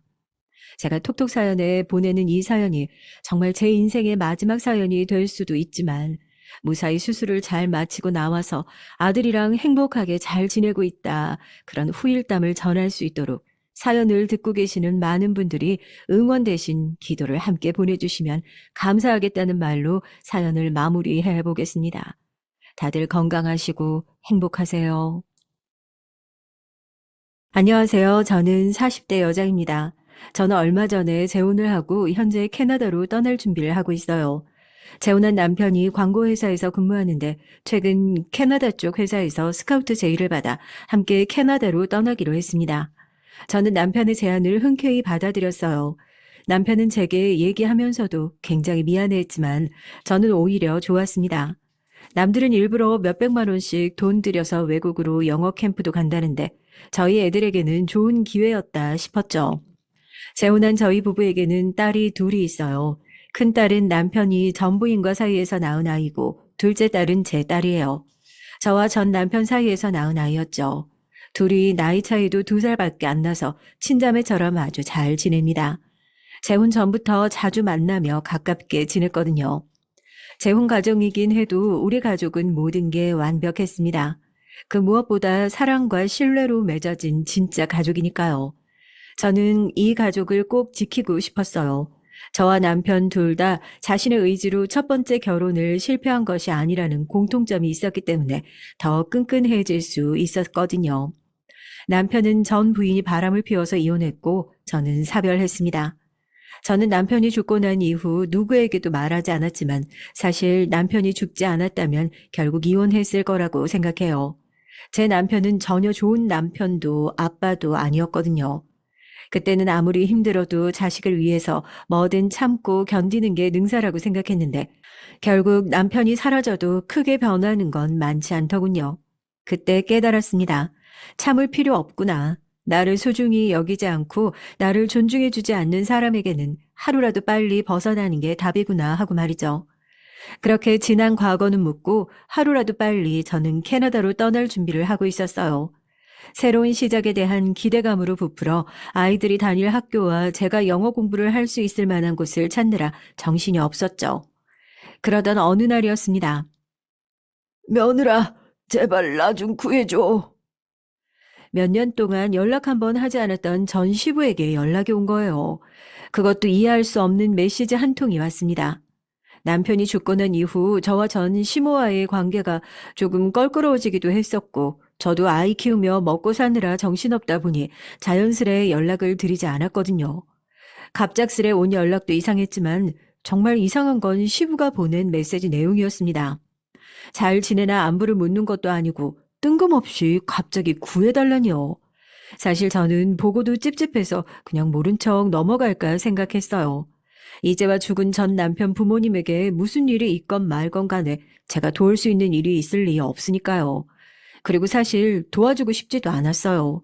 남편 죽고 나서 제가 힘들 때 도와달라고 그렇게 부탁을 했는데도 모르는 척 했던 시모에 대한 원망이 지금까지도 조금 남아 있었거든요. 저는 메시지를 보고는 괜히 남편 앞에서 투덜거렸습니다. 그렇게 매몰차게 굴 때는 언제고 몇 년 만에 연락해서 뜬금없이 무슨 소리래? 장난치는 거야 뭐야? 그래도 무슨 일인지 가봐야 하지 않을까? 우리 하나 할머니 할아버지잖아. 할머니 할아버지는 무슨? 지난 몇 년 동안 보지도 않아서 길에서 마주쳐도 못 알아볼걸? 남편이 제게까지 연락한 걸 보면 정말 무슨 일이 있는 거 아니냐면서 걱정했습니다. 하지만 저는 지난 날은 모두 다 잊고 새로 시작하고 싶었어요. 그래서 40년을 넘게 산 이 한국을 떠나 그 먼 캐나다까지 가겠다는 결심도 한 거였고요. 사실 지금의 남편에게도 구구절절 저의 지난 결혼 생활에 대해 얘기하진 않았지만 첫 번째 결혼은 지금 와 생각해보면 딸아이 낳은 거 말고는 모든 게 끔찍했습니다. 사실 첫 번째 결혼을 끝내고 다시는 결혼하지 않겠다며 굳게 다짐할 정도로 결혼이라면 지긋지긋할 정도였어요. 그런데 그 말이 무색할 정도로 좋은 남자를 만나고 만 거죠. 지금의 남편을 만났을 때 이게 바로 운명이구나 싶을 정도로 좋았으니까요. 왜 이제야 만났나 싶었습니다. 첫 번째 결혼이 어쨌길래 그렇게 질렸냐고요? 말도 마세요. 사실 첫 번째 결혼은 여러모로 쉽지 않은 결혼 생활이었어요. 첫 번째 남편과는 결혼해서 5년 정도를 함께 살았는데 처음부터 삐거덕거렸습니다. 전 남편은 일찍이 기술을 배워서 전기 설비 쪽 일을 하는 사람이었어요. 첫 만남은 제가 당시에 일하던 사무실에 전 남편이 인테리어 공사를 하러 오면서 만나게 됐습니다. 전 남편은 덩치도 좋고 몸도 우락부락해서 굉장히 남자다웠죠. 지금 생각하면 참 철이 없었지만 그런 남자다운 모습에 저는 첫눈에 반해버리고 말았습니다. 그럼 뭐 하겠어요. 5년 동안의 결혼 생활을 하면서 이혼을 했어도 여러 번은 했을 정도로 매일같이 싸워댔는걸요. 그 정도로 첫 번째 남편과는 처음부터 잘 맞지 않았습니다. 그런데 왜 결혼까지 하고 살았냐고요? 제 입으로 말하긴 참 민망하지만 전 남편의 남자다운 몸에 홀딱 넘어간 저는 연애를 시작하자마자 그만 불꽃이 번쩍 튀고 말았죠. 그래서 서로에 대해 알아볼 시간도 없이 생각지도 못한 아이가 생겨 급하게 하게 된 결혼이었어요. 고민할 틈도 없이 말입니다. 그래도 눈에 넣어도 아프지 않을 소중한 딸아이가 생겼으니 후회하진 않아요. 전 남편이 아니었으면 이 예쁜 딸내미를 만나지 못했으니까요. 이렇게 예쁘고 똑똑한 딸내미를 아비 없는 딸로 만들 수는 없었어요. 사실은 저도 어릴 때 아버지가 돌아가셔서 아버지 그늘이라고는 모르고 자랐거든요. 그러다가 결혼한 지 얼마 되지 않아 어머니까지 지병으로 돌아가셔서 이 세상에는 딸아이와 남편이 제 유일한 가족이었습니다. 그렇게 제가 참고 맞춤에 살다 보면 우리 부부도 다른 부부들처럼 백년해로하며 같이 늙어갈 줄 알았는데 저와 남편은 안타깝게도 사별로 인해 헤어지게 됐습니다. 죽은 남편은 워낙 술을 많이 마셨어요. 스스로 제어가 되지 않을 정도로 술을 마셨죠. 신혼 초부터 술 문제로 매일 싸우다 보니까 제 결혼 생활은 행복할 수가 없었어요. 심지어 제가 딸아이를 낳으러 병원에 간 날도 남편은 친구들과 나가서 병원 앞 술집에서 밤새 술을 마셨습니다. 아빠가 된 걸 축하하는 의미로 마셨다나요? 제 첫 번째 남편은 그런 인간이었습니다. 누구든 술만 사주면 좋은 사람이고 술만 있으면 마냥 행복해하던 그런 한심한 인간이요. 술 때문에 사고 친 게 한두 번이 아니었어요. 한 번은 전 남편이 친구 아버지 장례식장을 다녀온다고 혼자 4시간 거리의 목포까지 내려간 적이 있었거든요. 그런데 금요일 밤에 내려간 사람이 연락 한 통 없이 일요일 저녁이 다 되어서 집에 들어온 적이 있습니다. 이렇게 얘기하면 다들 전 남편이 친구 아버지 장례식장에서 슬퍼하는 친구를 위로하기 위해 곁에서 3일 내내 함께 있어준 건 아니냐고들 생각하지만 현실은 전혀 아니었어요. 옛말에 술 좋아하는 사람치고 나쁜 사람 없다고 하죠. 전 남편은 워낙 오지랖도 넓고 친구를 참 좋아하는 사람이었어요. 아무래도 장례식장이 멀다 보니 장례식장에 직접 가지 못하는 몇몇 친구들이 전 남편에게 부조금을 부탁했나 봐요. 그런 부탁을 절대 거절할 리 없는 남편은 본인 돈으로 부조금까지 다 뽑아서 목포까지 내려갔습니다. 그런데 정작 장례식장에는 잠깐 얼굴만 비추고는 올라오는 길에 굳이 자신이 대신 내준 부조금을 받으러 직접 친구들을 만나러 갔답니다. 처음엔 돈도 받고 오랜만에 친구들 얼굴도 볼 겸 갔다는데 이게 다 핑계였죠. 술 먹을 핑계 말입니다. 그게 무슨 거지 같은 핑계야. 그냥 목포까지 갔는데 차는 가지고 갔으니 술 한 잔 못하고 온 게 아쉬워서 굳이 친구들한테 돈 받으러 간다는 핑계로 찾아가서 술 퍼마시고 온 거 아니야? 워낙 오랜만에 만나는 친구들을 보니까 만나는 친구마다 한 잔 하자고 하는데 그걸 어떻게 거절해? 술 먹자는 말을 거절을 못해서 결국 2박 3일 동안 술을 퍼마시고 온 거야? 당신 그러다 진짜 죽어. 계속 그렇게 살다가는 술로 당신이 죽어서 장례 치르게 생겼다고. 저는 세상에 어떻게 이런 인간이 있을 수가 있나 싶었죠. 그리고 그게 하필이면 왜 제 남편인가 싶었고요. 저는 2박 3일을 술을 마시면서 처자식 생각은 안 났냐고 따져 물었습니다. 지가 신나서 술만 퍼마시고 있을 때 저는 어린 딸아이와 매일 독박 육아에 시달리고 있는데 말이죠. 나도 우리 딸내미 너무 보고 싶어서 얼른 오려고 했지. 그런데 내가 술복이 넘치지. 여기저기서 막 술이 날 부르네. 그 좋은 복을 어떻게 거절하고 오냐? 정말 죽은 사람한테 이런 소리까지 하고 싶지 않지만 지금 생각해도 징글징글한 사람이었습니다. 술에는 언제나 관대하고 술을 마다하지 못하는 사람이었어요. 저는 항상 그런 남편이 불안했습니다. 술만 마시러 가면 항상 정신 못 차리고 고주망태가 돼서 돌아오는 건 물론이었고 새벽이 될 때까지 연락도 안 되니 매일 밤 걱정으로 밤을 꼴딱 새는 날이 허다했어요. 첫 번째 결혼의 문제점은 남편뿐만이 아니었습니다. 전 시모도 만만치 않았어요. 전 시모가 저를 괴롭히거나 시집살이를 시켰다는 흔하디 흔한 얘기는 전혀 아닙니다. 오히려 저희 전 시부모님은 두 분 다 인성은 참 좋으신 분들이었어요. 전 시모, 전 시부 두 분은 어릴 때 고아원에서 함께 자란 친구였대요. 갓난 아기 때부터 부모에게 버려져 남의 손에 길러졌으니 얼마나 외롭고 힘드셨겠어요. 그러다 보니 두 분은 성인이 돼서도 서로 오랜 시간 함께 친구처럼 지내시다 결혼까지 하셨다네요. 하지만 사람이 좋다고 해서 문제가 아예 없는 것은 아니었습니다. 아무래도 요상한 고집이 저희 시댁 내력인지 저희 전 시댁 식구들은 다들 뭐 하나에 꽂히면 아주 그냥 끝을 보는 이상한 성미가 있었어요. 그나마 전 시부는 좋은 방향으로 꽂혔죠. 바로 버섯에 꽂히셔서 일찍이 농사를 배워 버섯 농장을 차리셨습니다. 버섯이라면 아주 자식처럼 애지중지하셨죠. 반면 전 남편과 전 시모는 좀 달랐습니다. 아시다시피 전 남편은 술에 단단히 꽂혀 있었고 전 시모는 강아지에 심하게 꽂혀 있었어요. 전 시모는 강아지를 굉장히 좋아하셨거든요. 특히나 버려진 유기견 강아지들을 보면 그냥 지나치질 못했습니다. 정기적으로 유기견 봉사활동을 다니시는 건 물론이고 유기견도 입양하셨어요. 나는 가족 버리는 것들은 절대 용서 못해. 어떻게 저 말도 못하는 불쌍한 동물들을 가족이라고 데려왔다가 그냥 버려? 양심 없는 개버러지만도 못한 놈들. 평소에 욕도 못 하시는 분이 버려진 강아지들만 보면 아주 성을 내셨죠. 네, 봉사도 하고 입양도 하고 좋은 일이니 다 좋습니다. 그런데 그 좋은 일이 제가 보기엔 좀 정도가 지나치셨어요. 전 시부가 운영하시던 버섯 농장이 나중에는 유기견 센터를 방불케 할 만큼 버려진 강아지들로 가득 차버릴 정도였습니다. 아무리 좋은 일이라고 해도 도가 지나치면 주변 사람까지 힘든 법이잖아요.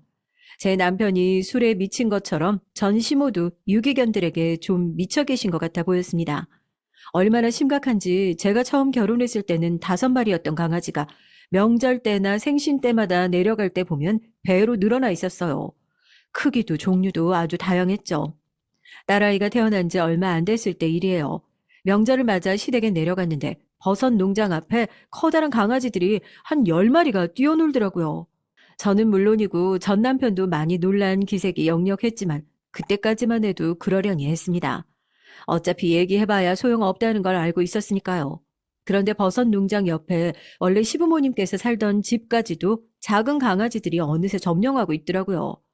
침실이며 주방 할 것 없이 강아지들이 뛰어다녀서 저와 딸 아이가 잘 곳도 마땅치가 않았어요. 100번 양보해서 저야 그렇다 치지만 딸아이는 이제 신생아인데 도저히 불안해서 잠시도 못 있겠더라고요. 그 집에 잠깐 있어도 없던 병까지 걸릴 것 같았습니다. 엄마, 도대체 이게 뭐야? 아, 이건 집이 아니라 완전 괴판이잖아. 여기서 어떻게 명절을 지내라고 내려오라고 했어? 아, 이 지경이면 오라고 하지 말았어야지. 아이고, 유나는 사람이나 강아지나 똑같지 뭘 그래? 아, 난 이렇게 북적거리니까 더 명절 같고 좋기만 하구만. 시몬은 말 같지도 않은 소리를 했습니다. 어른에게 이렇게까지 말하고 싶진 않지만 이래서 옛 어른들이 며느리나 사위를 볼 때 그 부모를 봐야 한다고 하는 말이 무슨 소린지 알겠더군요. 가정교육이라는 게 절대 무시 못하는 거였어요. 고아원에서 자란 시부모님은 자신들이 어릴 때는 한 방에서 몇십 명이 함께 자고 먹는 게 자연스러운 일이었다면서 이 정도는 지저분한 것도 아니라는 식으로 말했습니다. 유기견들이 버려진 게 불쌍하고 안쓰러우니 힘들어도 어떻게든 보살펴줘야 한다고 생각하셨죠. 저는 이 집에서는 잠시도 있을 수가 없을 것 같았어요. 냄새도 냄새였지만 털이 너무 날려서 잠깐도 못 있겠더라고요. 전 남편에게 따로 주변 모텔에서라도 자고 내일 아침에 오겠다고 했죠. 그러자 전 남편도 그게 낫겠다고 하더군요. 그래서 전 남편이 시부모님에게 얘기를 했어요. 아기도 어린데 아무래도 여기선 못 자겠다고요. 그런데 시모는 그런 저희를 이해 못 하시더라고요. 오히려 저희를 유난한 사람 취급하셨습니다. 뭘 그렇게까지 하고 그러냐. 아이, 우리 집에 있는 애들 다 얼마나 순하고 착한데 내가 설마 우리 손녀 위험하게 하겠어? 그리고 아기들도 어릴 때부터 동물이랑 같이 지내야 잔병 치레도 안 하고 정서적으로 안정이 되는 거야. 이제 좀 아시겠죠? 며느리한테 잔소리하고 구박하는 것만이 시집살이가 아니랍니다. 이렇게 눈치 없이 말도 안 되는 소리를 찍찍하는 것도 며느리 속 뒤집히게 하는 답답한 짓이에요. 저는 도저히 가만히 있으면 안 될 것 같더라고요. 시어머니 행동이 정말 짜증나고 기가 막혔어요. 어머니, 저도 강아지 좋아해요. 그런데 그거야 집에서 한두 마리 키울 때 얘기죠. 이건 사람이 사는 집이 아니라 그냥 완전 개똥밭이잖아요. 이렇게 더럽고 냄새 나는데 애랑 어떻게 있어요? 이런 공간에 애를 두는 것 자체가 애한텐 못할 짓 하는 거라고요. 아이, 그럼 어떡해. 이 딱하고 안쓰러운 애들을 차 쌩쌩 달리고 추운 길바닥에서 죽게. 아, 그냥 내버려 둬. 아니, 아무리 불쌍하고 안쓰러워도 그렇지. 아, 이건 말도 안 돼요. 관리할 수 있는 수준에서 하셔야죠. 위생이나 안전이나 전혀 관리가 안 되고 있잖아요. 이 많은 강아지를 연세 드신 어머님 혼자 관리하는 게 말이 돼요? 아이, 왜 나 혼자야? 아, 너희 시아버지도 얼마나 좋아하는데. 내가 좋아한다고 엄청 많이 도와줘. 내가 요즘 아주 버섯 기르랴, 개 키우랴 정신이 하나도 없다. 아버지가 이렇게 무르게 구시니까 어머니가 저러시는 거 아니에요. 암튼 이제 더는 강아지 주워오지 말아요. 아, 이 이상 강아지 늘리시면 저희도 이제 안 내려옵니다. 당시 시모든 시부든 두 분 다 말할 거 없이 답이 없었습니다. 이 상황에서 심각성에 대해 전혀 모르고 계셨어요. 시부라도 좀 말리셔야 하는데 어릴 때부터 내성적이고 조용하던 시모가 강아지들을 돌보기 시작하면서 많이 웃고 좋아하신다면서 그 모습이 보기 좋다 다 이해해 주시는 것 같더라고요. 지금이야 안쓰럽고 불쌍해서 데리고 있다고 하지만 거의 20마리가 넘는 강아지들을 도대체 70 가까이 된 노인네 둘이서 어떻게 돌보겠다는 건지 말이 되질 않았습니다. 돌보는 것도 무리였지만 사료값도 만만치 않았거든요. 그리고 제가 가장 참기 힘들었던 건 그런 경제적인 부분을 자꾸만 저희에게 이야기하셨다는 겁니다. 모텔에서 하루 자고 온 게 저도 조금 마음에 걸려서 다음날 점심은 저희가 식당에 모시고 갔어요. 사실 그 털 지옥에서 밥을 먹기 싫어서 그런 것도 있었고요. 식사하면서 분위기를 좀 바꿔볼까 싶어서 저는 시부에게 버섯 농장 일은 어떠시냐고 물었습니다. 그랬더니 시모가 대뜸 또 이상한 소리를 하더군요. 너희 아버지 버섯 팔아서 버는 돈으로 개들 사료 사기도 벅차. 참, 버섯 하우스 앞에 우리 큰 애기들 조금 더 자유롭게 뛰어다니려면 울타리 공사도 새로 해야 하는데 그게 비용이 좀 든다네. 혹시 우리 아들이 좀 도와줄 수 있을까?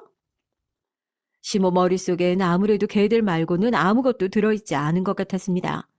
남들은 시댁이 지방에서 농사 지으면 이것저것 많이 도와주시는 줄 아는데 저희는 오히려 그 반대였죠. 농사 지어서 번 돈이 족족 개들한테 들어가고 있으니 시부모님은 생활비도 없어서 저희가 다달이 용돈도 챙겨드리고 있었거든요. 그런 일로 남편과는 많이 다퉜습니다. 결혼도 딸아이가 생겨 급하게 하느라 사실 준비해 놓은 것도 없이 결혼하는 바람에 저희도 경제적으로 많이 힘들었거든요. 전세 대출 이자도 간신히 갚고 있는데 이러다가 저 개들까지 먹여 살리게 생겼으니 큰일이었죠. 저는 걱정이 돼서 집에 올라오자마자 남편에게 한마디 했습니다. 애 키울 돈도 없는데 힘든 판국에 없는 돈까지 써가면서 개를 20마리 넘게 키우시겠다는데 지금이라도 어머니 말려야 하는 거 아니야? 어머님 아버님 둘 다 좋다는데 내가 무슨 수로 말려. 내가 그만하시라고 해도 안 하실 분도 아니고. 남편에게 말해봐야 뭐 하겠습니까? 똑같은 피가 흐르는 그 집 핏줄인데요. 전 남편 식구들과 얘기하다 보면 제가 오히려 비정상 같아 보였습니다. 다들 자기들 편한 대로 하고 사는데 저만 항상 화가 나고 이해가 안 돼서 화병이 날 것만 같았죠. 걔도 문제였지만 사실 심각한 건 제 남편이었어요. 주말이면 영락없이 술을 마시러 나갔습니다. 그러다 보니 우리 세 식구만의 추억은 전혀 없었죠. 딸아이 어린이집 친구들을 보면 항상 주말에 키즈 카페도 가고 여행도 가고 가족들끼리 즐거운 시간을 보내는 것 같은데 제 딸아이와 저는 주말이면 언제나 단둘이었으니까요. 어쩔 땐 내 팔자가 왜 이 모양인가 싶어 어린 딸아이 앞에서 하소연한 적도 있을 정도였죠. 물론 저는 참지 못하고 남편에게도 별의별 소리를 다 하기도 했어요. 너무 화가 나서요. 당신 같은 인간은 그놈의 술 때문에 인생 망할 거야. 그럴 때마다 남편은 허허실실 웃으며 술만 있는 게 아니라 자기 인생에 저와 딸도 있는데 왜 인생이 망하겠냐고 실없는 소리를 해댔습니다. 아주 입만 살았다 싶었죠. 하지만 결국은 제 말이 맞았습니다. 남편은 결국 술 때문에 인생이 망하는 정도가 아니라 죽어버리고 말았어요. 여느 날처럼 몸도 가누지 못할 정도로 술을 마시고 집에 오는 길에 무단횡단을 하다 달려오던 차에 치여 교통사고로 죽었죠. 사고가 일어난 날 저는 딸 곁에서 잠을 자고 있었는데 새벽녘에 시끄럽게 울리는 핸드폰 소리에 놀라서 잠에서 깼습니다. 전화를 건 사람이 응급실이라고 말하는 순간 전 가슴이 철렁 내려앉고 말았어요. 그날의 기억은 모든 게 다 너무도 생생해요. 잠이 든 딸아이를 안고 병원으로 향하는 택시 안에서 저는 멍한 눈으로 한참 동안 창밖을 바라봤습니다. 현실인지 꿈속인지 혹은 제 상상인지 구분이 되질 않았거든요. 항상 술을 먹으러 나간 남편이 제 전화를 받지 않을 때마다 상상하던 일이었거든요. 절대 상상하고 싶지 않지만 저도 모르게 자꾸만 머릿속에 떠오르고 마는 상상 말이죠. 제 상상 속에서의 남편은 언제나 술에 취해 있었으니까요. 그러다 차에 치이기도 하고 싸움에 휘말리기도 하고 별의별 상상을 혼자 했었습니다. 그러다 잠을 자지도 못하고 뜬 눈으로 지새운 날들도 많았죠. 그런데 결국은 이렇게까지 허망하게 가버렸네요. 전 남편은 제게 있어서 최악의 남자였습니다. 저는 전 남편과 결혼 생활을 하는 내내 모진 말만 했지만 그래도 사랑했어요. 하지만 전 남편은 저와 딸보다 자기 자신을 더 사랑하는 이기적인 남자였죠. 결혼 생활 내내 저와 딸아이를 방치하고 자기 멋대로 살더니만 결국 죽어버리는 것도 자기 멋대로였어요. 그렇게 남편이 떠나버리고 난 뒤 저는 많이 힘들었습니다. 정신적으로만이 아니라 경제적으로도 말이죠. 그나마 지금 사는 전셋집도 대출이 있어서 남편 사망보험금으로 받은 돈으로는 대출부터 갚아버렸습니다. 저는 도움을 받을 친정도 없었고 지금 당장 수입이 없으니 이자 낼 돈도 없었거든요. 저는 원래 결혼 전엔 웹 디자이너로 일했었어요. 그러다 아이를 낳고 회사를 그만두고 집에서 가끔 일을 받아 아르바이트식으로 일을 했죠. 돈이야 얼마 안 됐지만 그래도 딸 간식비 정도 벌면 많이 번다 생각하며 일했었는데 이제는 제대로 된 일을 구해야 했습니다. 이제는 제가 가장이었으니까요. 저는 딸아이가 어린이집에 가 있는 사이 열심히 면접을 보러 다녔어요. 아이를 낳고 키우는 몇 년의 공백이 있었지만 그래도 간간히 아르바이트라도 했으니 감은 떨어지지 않았다 자부할 수 있었죠. 그러다 하루는 어린이집을 쉬는 날 면접이 잡혀서 그 전날 급하게 시부모님께 연락을 했어요. 사실 저도 강아지들 때문에 딸아이를 시댁에 맡기고 싶진 않았지만 상황이 상황이었으니 찬밥 더운 밥 가릴 처지가 아니었죠. 그런데 제가 큰 착각을 하고 있었나 보더라고요. 저는 남편이 그렇게 됐어도 우리가 가족이라고 생각했는데 시모는 아닌 것 같았습니다. 네 사정 내가 모르는 거 아니지만 너도 내 사정 알잖아. 지금 너희 시아버지는 버섯 납품하러 가서 내가 혼자 우리 애기들 돌보느라 쉴 수도 없어. 그런 와중에 내가 애까지 어떻게 보겠니? 난 아무래도 안 될 것 같다. 저는 서운했습니다. 사실 서운한 정도가 아니라 어떻게 이럴 수가 있을까 싶었어요. 와, 정말 해도 해도 너무하시네요. 결혼 생활 내내 술만 먹던 어머니 아들이 결국은 술 처먹고 죽어버려서 며느리, 손녀가 거리에 나앉을 지경인데 어머님은 이 와중에도 그 개새끼들한테 애기들이란 말이 나오세요? 저는 그 순간 이성을 잃었습니다. 저는 지금 당장 딸아이와 살 집도 없을 판인데 강아지들 얘기를 하는 시모를 도무지 이해할 수가 없었습니다. 예, 애미야. 아이, 개새끼라니. 아무리 속상해도 그렇지. 어떻게 그런 몰상식한 말을 할 수가 있어? 몰상식이요? 누가 몰상식한지 모르겠네요. 앞으로 저도 쭉 몰상식하게 살 생각이니까 다신 저한테 연락하지 마세요. 손녀 볼 생각도 하지 마시고요. 그렇게 난리를 치고 전화를 끊어버리고도 저는 배알도 없이 몇 번이나 연락을 드렸죠. 제 입장에서는 얼마나 상황이 급하면 그랬겠어요. 취직됐을 때도 잠시 인턴 기간에만 딸아이를 봐주십사 연락을 드렸는데 그때도 거절당했습니다. 언제나 이유는 강아지들이었죠. 그러면서 한단 소리가 더 어이가 없었습니다. 우리 집에 며칠 전에 들어온 하얀 시추가 한 마리 있는데 눈동자가 우리 아들 윤석이를 얼마나 닮았는지 내가 볼 때마다 그냥 가슴이 저려. 괜찮으면 이 강아지 애미 네가 데려가 키울래? 우리 손녀딸도 혼잔데 강아지랑 같이 있으면 친구도 되고 형제도 되고 좋잖아. 정말이지 이제 더는 대꾸할 힘도 없었습니다. 아니면 이 놓친 내가 결국 미쳐버렸나 싶더군요. 남편 죽고 혼자 사는 며느리한테 개를 데려다가 키우라니요. 어머니는 참 팔자 편하시네요. 저는 여유가 없어서 애 하나 키우기도 벅차요. 그럼 바빠서 그만 전화 끊을게요. 그때부터였던 것 같아요. 더는 시부모님께 안부 전화도 일절하지 않고 찾아가지도 않게 된 건 말이죠. 그런데 그 이후 몇 년 만에 시부에게 메시지가 온 거였습니다.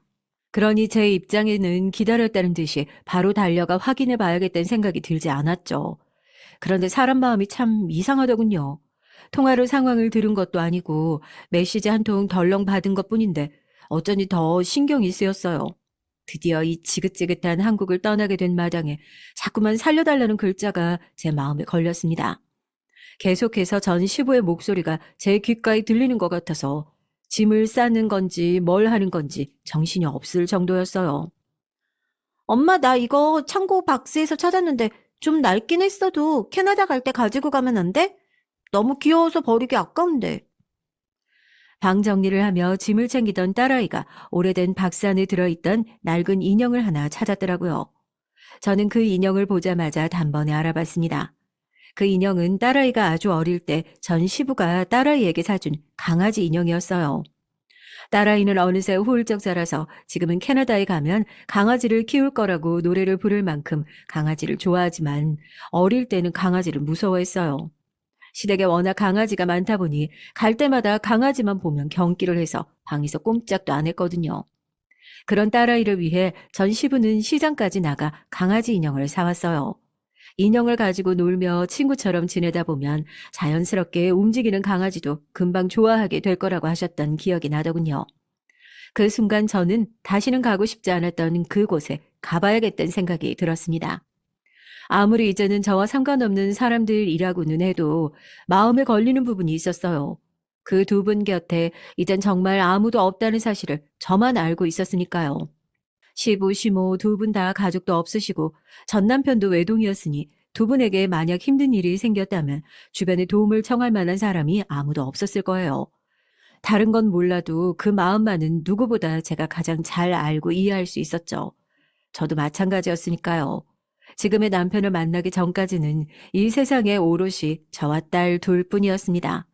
아이를 봐줄 사람이 없어서 제 딸아이는 어린이집에 가장 일찍 등원해 가장 늦게까지 남아 있었어요.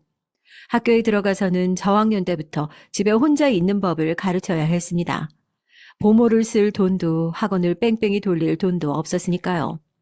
그럴 때면 간혹 전 시부모님들을 원망하기도 했죠. 죽은 남편 욕도 수도 없이 많이 했고요. 하지만 그게 얼마나 외로운지 얼마나 버거운 일인지 누구보다 잘 알았습니다. 그래서 더 절대 그냥 지나칠 수가 없었어요. 무슨 일인지 확인만 하고 돌아오자 싶었습니다. 캐나다에 들어가게 되면 정말 영영 만날 수 없을지도 모르니 마지막 인사라도 드리고 오자 싶은 마음에 저는 남편에게 딸아이를 부탁하고 바로 내려갔습니다. 남편은 마지막일 수도 있으니 딸아이도 데리고 가는 게 좋지 않겠냐고 했지만 전 그럴 수 없다고 했어요. 그러면 확인만 하고 나오겠다는 제 마음이 약해질 것 같았거든요. 그래도 딸아이에게는 엄연히 핏줄인데 괜히 만났다가 마음이 약해져서 캐나다에 가서도 할머니 할아버지와 연락을 하고 지내겠다고 하면 저로서는 막을 도리가 없을 것 같았거든요. 이기적이라고 해도 상관없었습니다. 저로서는 그게 최선이었으니까요. 오랜만에 내려온 동네는 별로 달라진 것이 없었어요. 그런데 저희 전 시부모님이 하시던 농장만은 좀 이상해졌습니다. 원래는 입구에 들어서자마자 시끄럽게 개 짖는 소리가 들려야 하는데 이상하게 조용하더라고요. 거기다가 전보다 악취는 더 심했어요.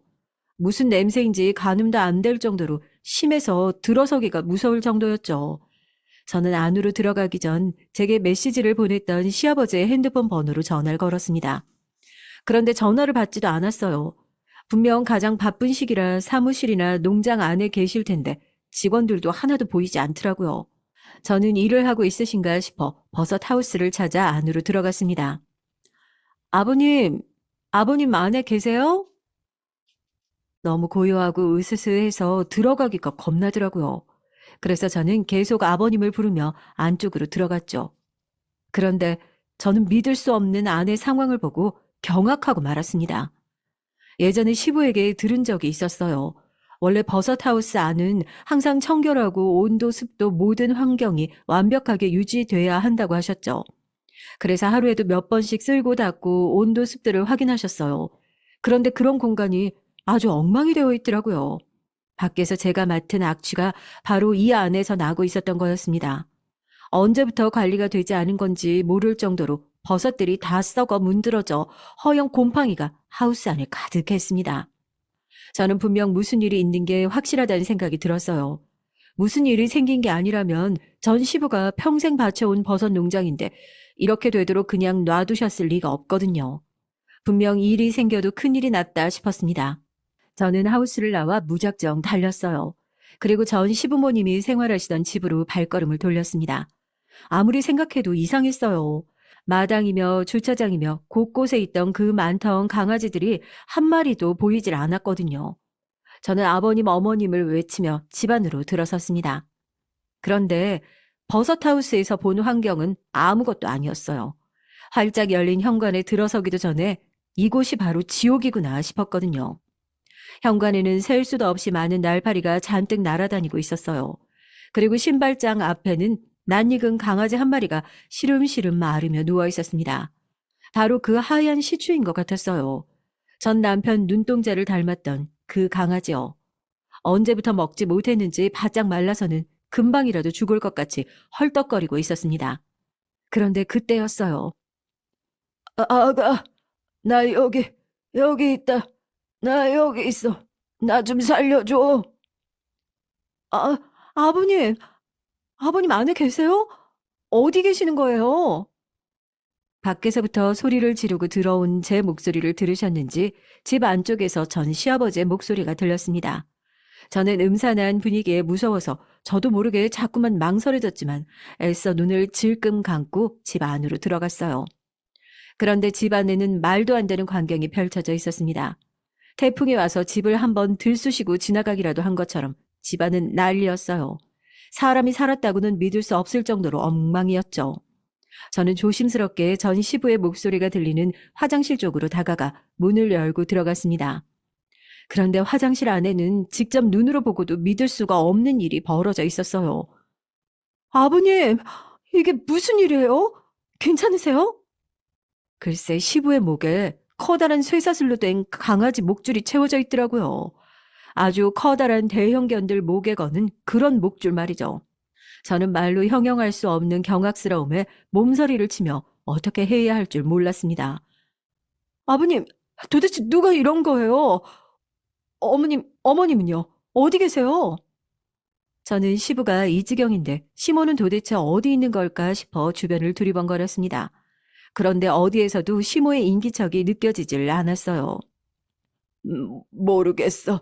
아마 이 근처 어디에 있을 거야. 애미야, 나 이거 좀 풀어줘. 저기 저 화장실 서랍장 안에 열쇠가 있어. 시부는 언제부터 이러고 계셨던 건지 가늠조차 되지 않을 정도로 상태가 좋지 않았습니다. 전혀 씻지도 드시지도 못하셨는지 바짝 말라서는 피부에 벌레들이 기어다니고 목과 손목에 퍼런 멍이 들어있더라고요. 저는 우선 목에 건 목줄부터 풀어드려야겠다 싶어 시아버지께서 얘기하는 서랍부터 열었습니다. 다행히 서랍 안에 자물쇠 열쇠가 있긴 있더라고요. 목을 꽁꽁 감싸고 있던 쇠사슬을 빼자마자 시부는 생각지도 못한 행동을 했어요. 갑자기 샤워기 물부터 급하게 틀더니 입 안으로 수돗물을 급하게 드셨습니다. 얼마나 목이 말랐는지 숨 한 번 안 쉬고 물을 벌컥벌컥 들이키시더군요. 저는 곧바로 경찰서에 신고부터 했어요. 버섯 농장에 사람이 개처럼 묶여 있다고요. 아버님, 어떻게 된 일이에요? 어머님은 도대체 어디 가시고요? 아버님 누가 이런 짓을 한 거예요? 그 많던 개들은 다 어디 갔고요? 이 말도 안 되는 미친 상황에 저라고 정상일 수 있겠습니까? 저도 애써 정신줄을 잡아보려고 했지만 쉽지 않더군요. 저는 놀라고 당황해서 연신 횡설수설했어요. 입에서 튀어나오는 대로 물었죠. 그때였습니다. 뒤쪽에서 누군가 집 안으로 들어오는 인기척이 들리더군요. 분명 전 시모의 목소리였는데 좀 이상했어요. 집 안으로 들어오면서 제 남편 이름을 부르면서 들어오시더라고요. 윤서가, 아이고, 오늘도 힘이 없네. 엄마가 밥 먹으라고 했잖아, 밥. 왜 자꾸 밥을 안 먹어? 애미야, 피해, 얼른. 네? 아, 왜 그러세요? 어머님 목소리 아니에요? 어머님이 왜 윤석 씨 이름을 부르시는 거예요? 저는 순간 공포 영화를 찍고 있는 거 아닌가 싶을 정도로 무서웠습니다. 밖에서는 희미하게 죽은 아들 이름을 부르는 시모의 목소리가 들리질 않나 화장실 안에서는 겁에 질려 어쩔 줄 모르는 시부가 있었으니까요. 그때 화장실 쪽으로 시모가 들어오는 인기척이 들리자 시부는 몸을 바짝 웅크리며 구석으로 몸을 숨기려고 했어요. 겁에 잔뜩 질린 얼굴을 하고요.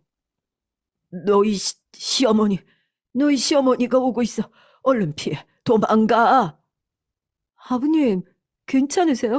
왜 자꾸 저더러 도망가라고 하시는 거예요? 순간 저는 정말 죽을 뻔했습니다. 시모가 제게 쇠로 된 방망이를 휘둘렀어요. 시부가 제게 피하라고 하는 소리를 듣고 바로 피하지 않았다면 머리에 맞아 정말 죽었을지도 모르겠습니다. 전 시모가 제게 휘두른 방망이에 어깨와 등을 맞았어요.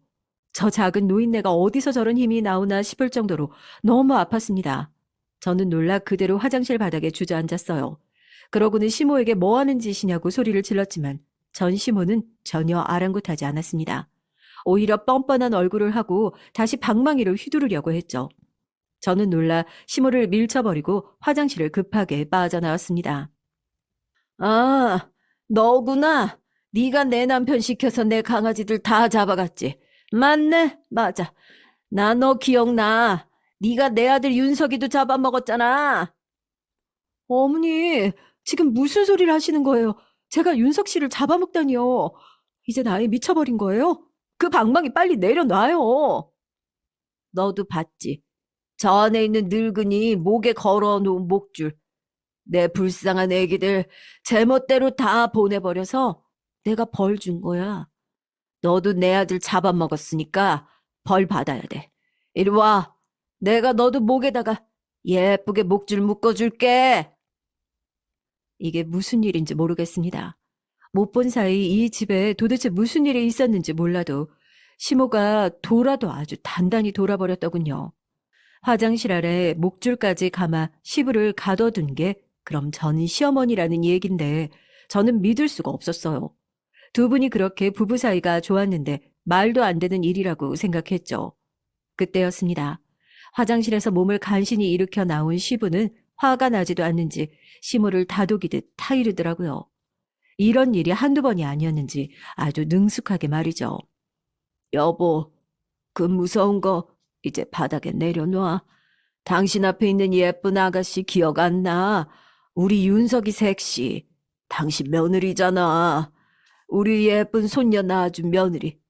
기억나지? 시부 말에 시모는 빤히 제 얼굴을 바라봤습니다.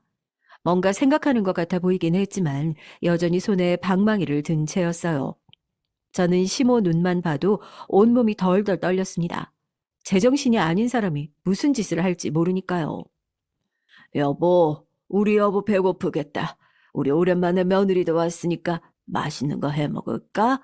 당신 좋아하는 된장찌개 어때? 자, 그거 내려놓으면 내가 세상에서 제일 맛있는 된장찌개 끓여줄게요. 시부가 시모에게 다가가 등을 쓰다듬으며 손에 들고 있던 방망이를 받아내려 했습니다. 거짓말 마. 우리 댕댕이. 귀여운 초코. 씩씩한 친구까지 당신이 다 버렸잖아. 이제 우리 윤석이만 남았는데 윤석이까지 저렇게 밥도 안 먹고 물도 안 마시니까 저러다 우리 윤석이 죽을지도 몰라. 우리 윤석이까지 죽으면 당신 애들 내가 가만히 안 둘 거야. 이쯤 되니 시모가 제정신이 아니라는 건 분명히 알겠더군요. 거기다가 아까 문 앞에 쓰러져 있던 하얀 강아지를 전 남편의 이름인 윤석이라고 부르시는 것 같았어요. 눈동자가 닮았네 어쩌네 하시지만 결국 자기 아들로 착각하시는 것 같았죠. 어머니, 그만 좀 하세요. 윤석 씨 죽었어요. 저 다 죽어가는 강아지 윤석 씨 아니라고요. 안 죽었어. 우리 윤석이 안 죽었다고. 저기 저렇게 멀쩡하게 숨 쉬고 있는데 죽긴 누가 죽어. 가만 안 둘 거야. 너희 다 벌 받아야 돼. 시모가 다시 방망이를 들어 휘두르려는 순간 쾅 하는 큰 소리와 함께 저나 시부가 아닌 시모가 바닥으로 넘어졌습니다. 시모가 시부에게 방망이를 휘두르려던 순간 제가 뒤에서 밀쳐버렸거든요. 어머님이 바닥에 널브러진 사이 저는 시아버지를 부축해 밖으로 빠져나왔습니다. 잠시 뒤 경찰차 소리가 들리는 것까지는 저도 들었는데 그 이후에는 전혀 기억이 나질 않아요. 너무 놀란 탓인지 정신을 잃고 그대로 쓰러졌나 보더라고요. 그날 저와 시부, 시모 모두 병원으로 이송됐습니다. 그리고 이것저것 검사를 받았어요. 저야 놀란 것 말고는 큰 문제가 없었지만 문제는 저의 전 시부모님이었습니다. 도대체 지난 몇 년간을 어떻게 살아오신 건지 두 분 다 영양 상태가 엉망이었어요. 거의 영양실조 상태더군요. 거기다가 시모의 상태는 굉장히 심각했습니다.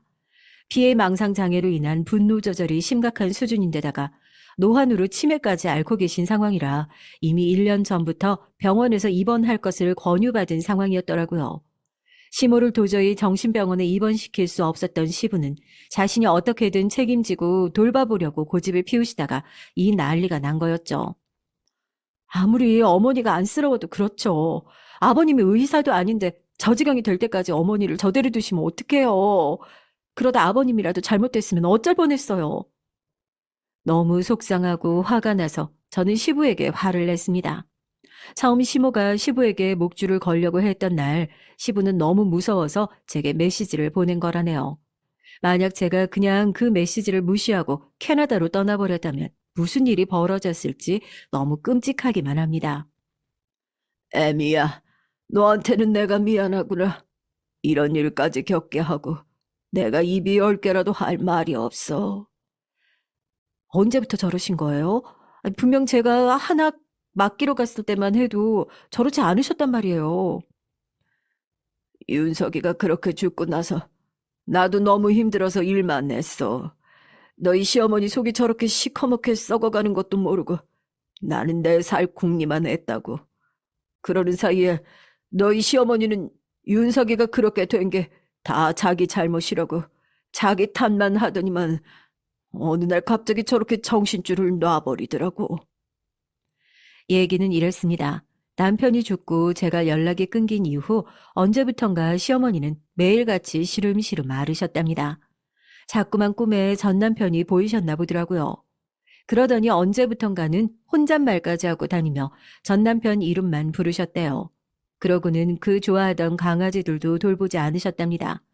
심지어 꼴도 보기 싫다면서 발로 차고 밥도 안 주려고 하셨대요. 날이 갈수록 점점 더 심해졌고요. 그래서 전 시부는 결국 강아지들을 다 보내기로 하셨답니다. 분명 시모도 합의하셨대요. 그런데 막상 유기견 보호센터와 동물보호단체 사람들이 와서 강아지들을 데리고 가려고 하자 난리를 치셨답니다. 강아지들은 못 데려가게 방망이를 막 휘두르셨대요. 제게 한 것처럼요. 그래도 전 시부는 강하게 밀어붙이셨답니다. 이제 시어머니 몸 상태도 안 좋은데 버섯 농장이라도 열심히 해서 노후라도 편하게 살려면 강아지들을 돌보면서 힘들 테니까요. 그래서 어머님이 제일 아끼시던 강아지 한 마리만 놔두고 다 보낸 거였습니다. 그 강아지가 바로 현관에서 시름시름 앓던 윤석이었어요. 시모에게는 죽은 아들과도 같은 강아지였던 거죠. 강아지들을 다 보내고 난 이후 나아질 줄 알았던 시모 상태는 오히려 더 심각해졌대요.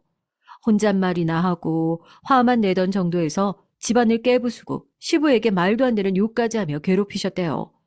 처음엔 개들을 보낸 게 시부라고 생각하며 개들을 다 버렸다면서 모진 소리를 해대더니만 언제부턴가는 시부는 물론이고 사람들을 아예 다 개 취급을 하셨답니다. 예전에 유기견들을 돌보며 강아지들에게 했던 것과 똑같이 말이죠. 우리 친구 아무 때나 치지면 안 된다고 했지? 안 되겠다.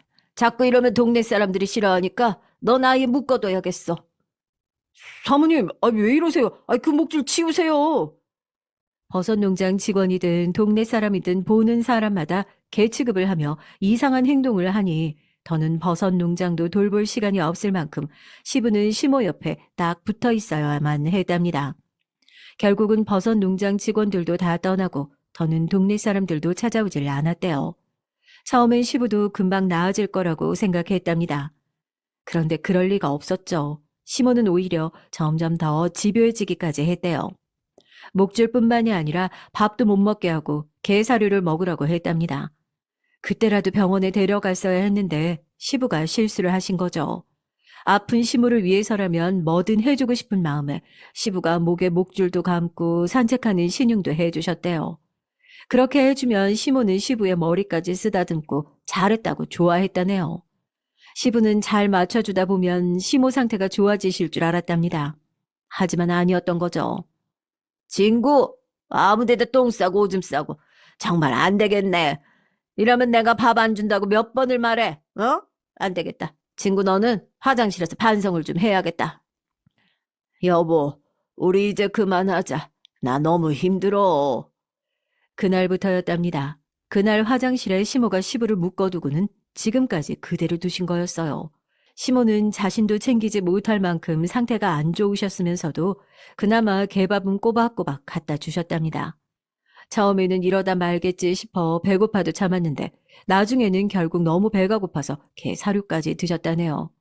그때부터는 정말 상황이 심각해져서 시부가 무슨 말을 해도 전혀 들으려 하지 않았답니다. 시모는 정말 시부를 강아지 친구로 대했고 밤마다 힘없이 쓰러진 강아지를 보고 죽은 전 남편 이름을 불렀대요. 윤서가 윤서가 하면서 말이죠. 들으면 들을수록 시모 상태는 생각보다 더 심각했습니다. 병원에서는 당연한 결과라고 하더군요. 시부가 잘 돌보겠다고 하셨지만 결국 돌봤다기보다는 시모의 말도 안 되는 행동에 계속 장단을 맞춰줬으니 상태가 더 심각해진 거였죠. 결국은 어떻게 됐냐고요? 제가 나서서 상황을 정리했습니다. 먼저 시모부터 정신병원에 입원시켰어요. 병원에서는 많이 느끼하했지만 그래도 약물 치료가 꼭 필요한 상태라고 하더군요. 그리고 시부도 충격을 많이 받으셨을 테니 시모와 함께 치료를 받을 수 있게 병원에 얘기를 해두었습니다. 그리고 시아버지가 운영하시던 버섯 농장과 집을 어떻게든 전처럼 정리해드리고 싶은 마음에 제가 다시 한번 내려갔어요. 다행히도 오래전부터 농장 주변에 사시던 이웃분들의 도움으로 원래대로 복구할 수 있었습니다. 시부는 치료가 끝나는 대로 버섯 농장으로 다시 돌아가겠다고 약속하셨어요. 고맙다, 에미야. 지금까지 우리 부부는 누구한테도 도움받으며 살아본 적이 없었어. 그러다 보니 나는 바보같이 당연히 내가 혼자 해결해야 한다고 생각했던 것 같다. 너 아니었으면 난 그냥 화장실에서 죽었을 거야. 고맙다. 정말 고마워. 아니에요. 저도 먹고 사느라 힘들다는 핑계로 연락 한번 제대로 안 드려서 죄송해요. 캐나다 들어가서도 연락 드릴게요. 저는 진심이었습니다. 이번 일로 알았지만 제가 아무리 다른 나라에서 새로운 가족을 꾸리고 산다고 해도 제 딸아이의 또 다른 핏줄은 다름 아닌 이곳에 있다는 사실을요. 그리고 혹시 기억하시나요? 시댁 현관에서 시름시름 앓던 하얀 시추 윤석이요. 그 강아지는 남편과 딸 아이들과 상의해서 저희가 데려왔습니다. 상태가 좋지 않아 치료해도 살 수 있을까 했는데 다행히 치료도 잘 받아주고 버텨줘서 캐나다까지 데리고 올 수 있었어요. 저는 더는 지난 과거를 원망하지 않기로 했습니다.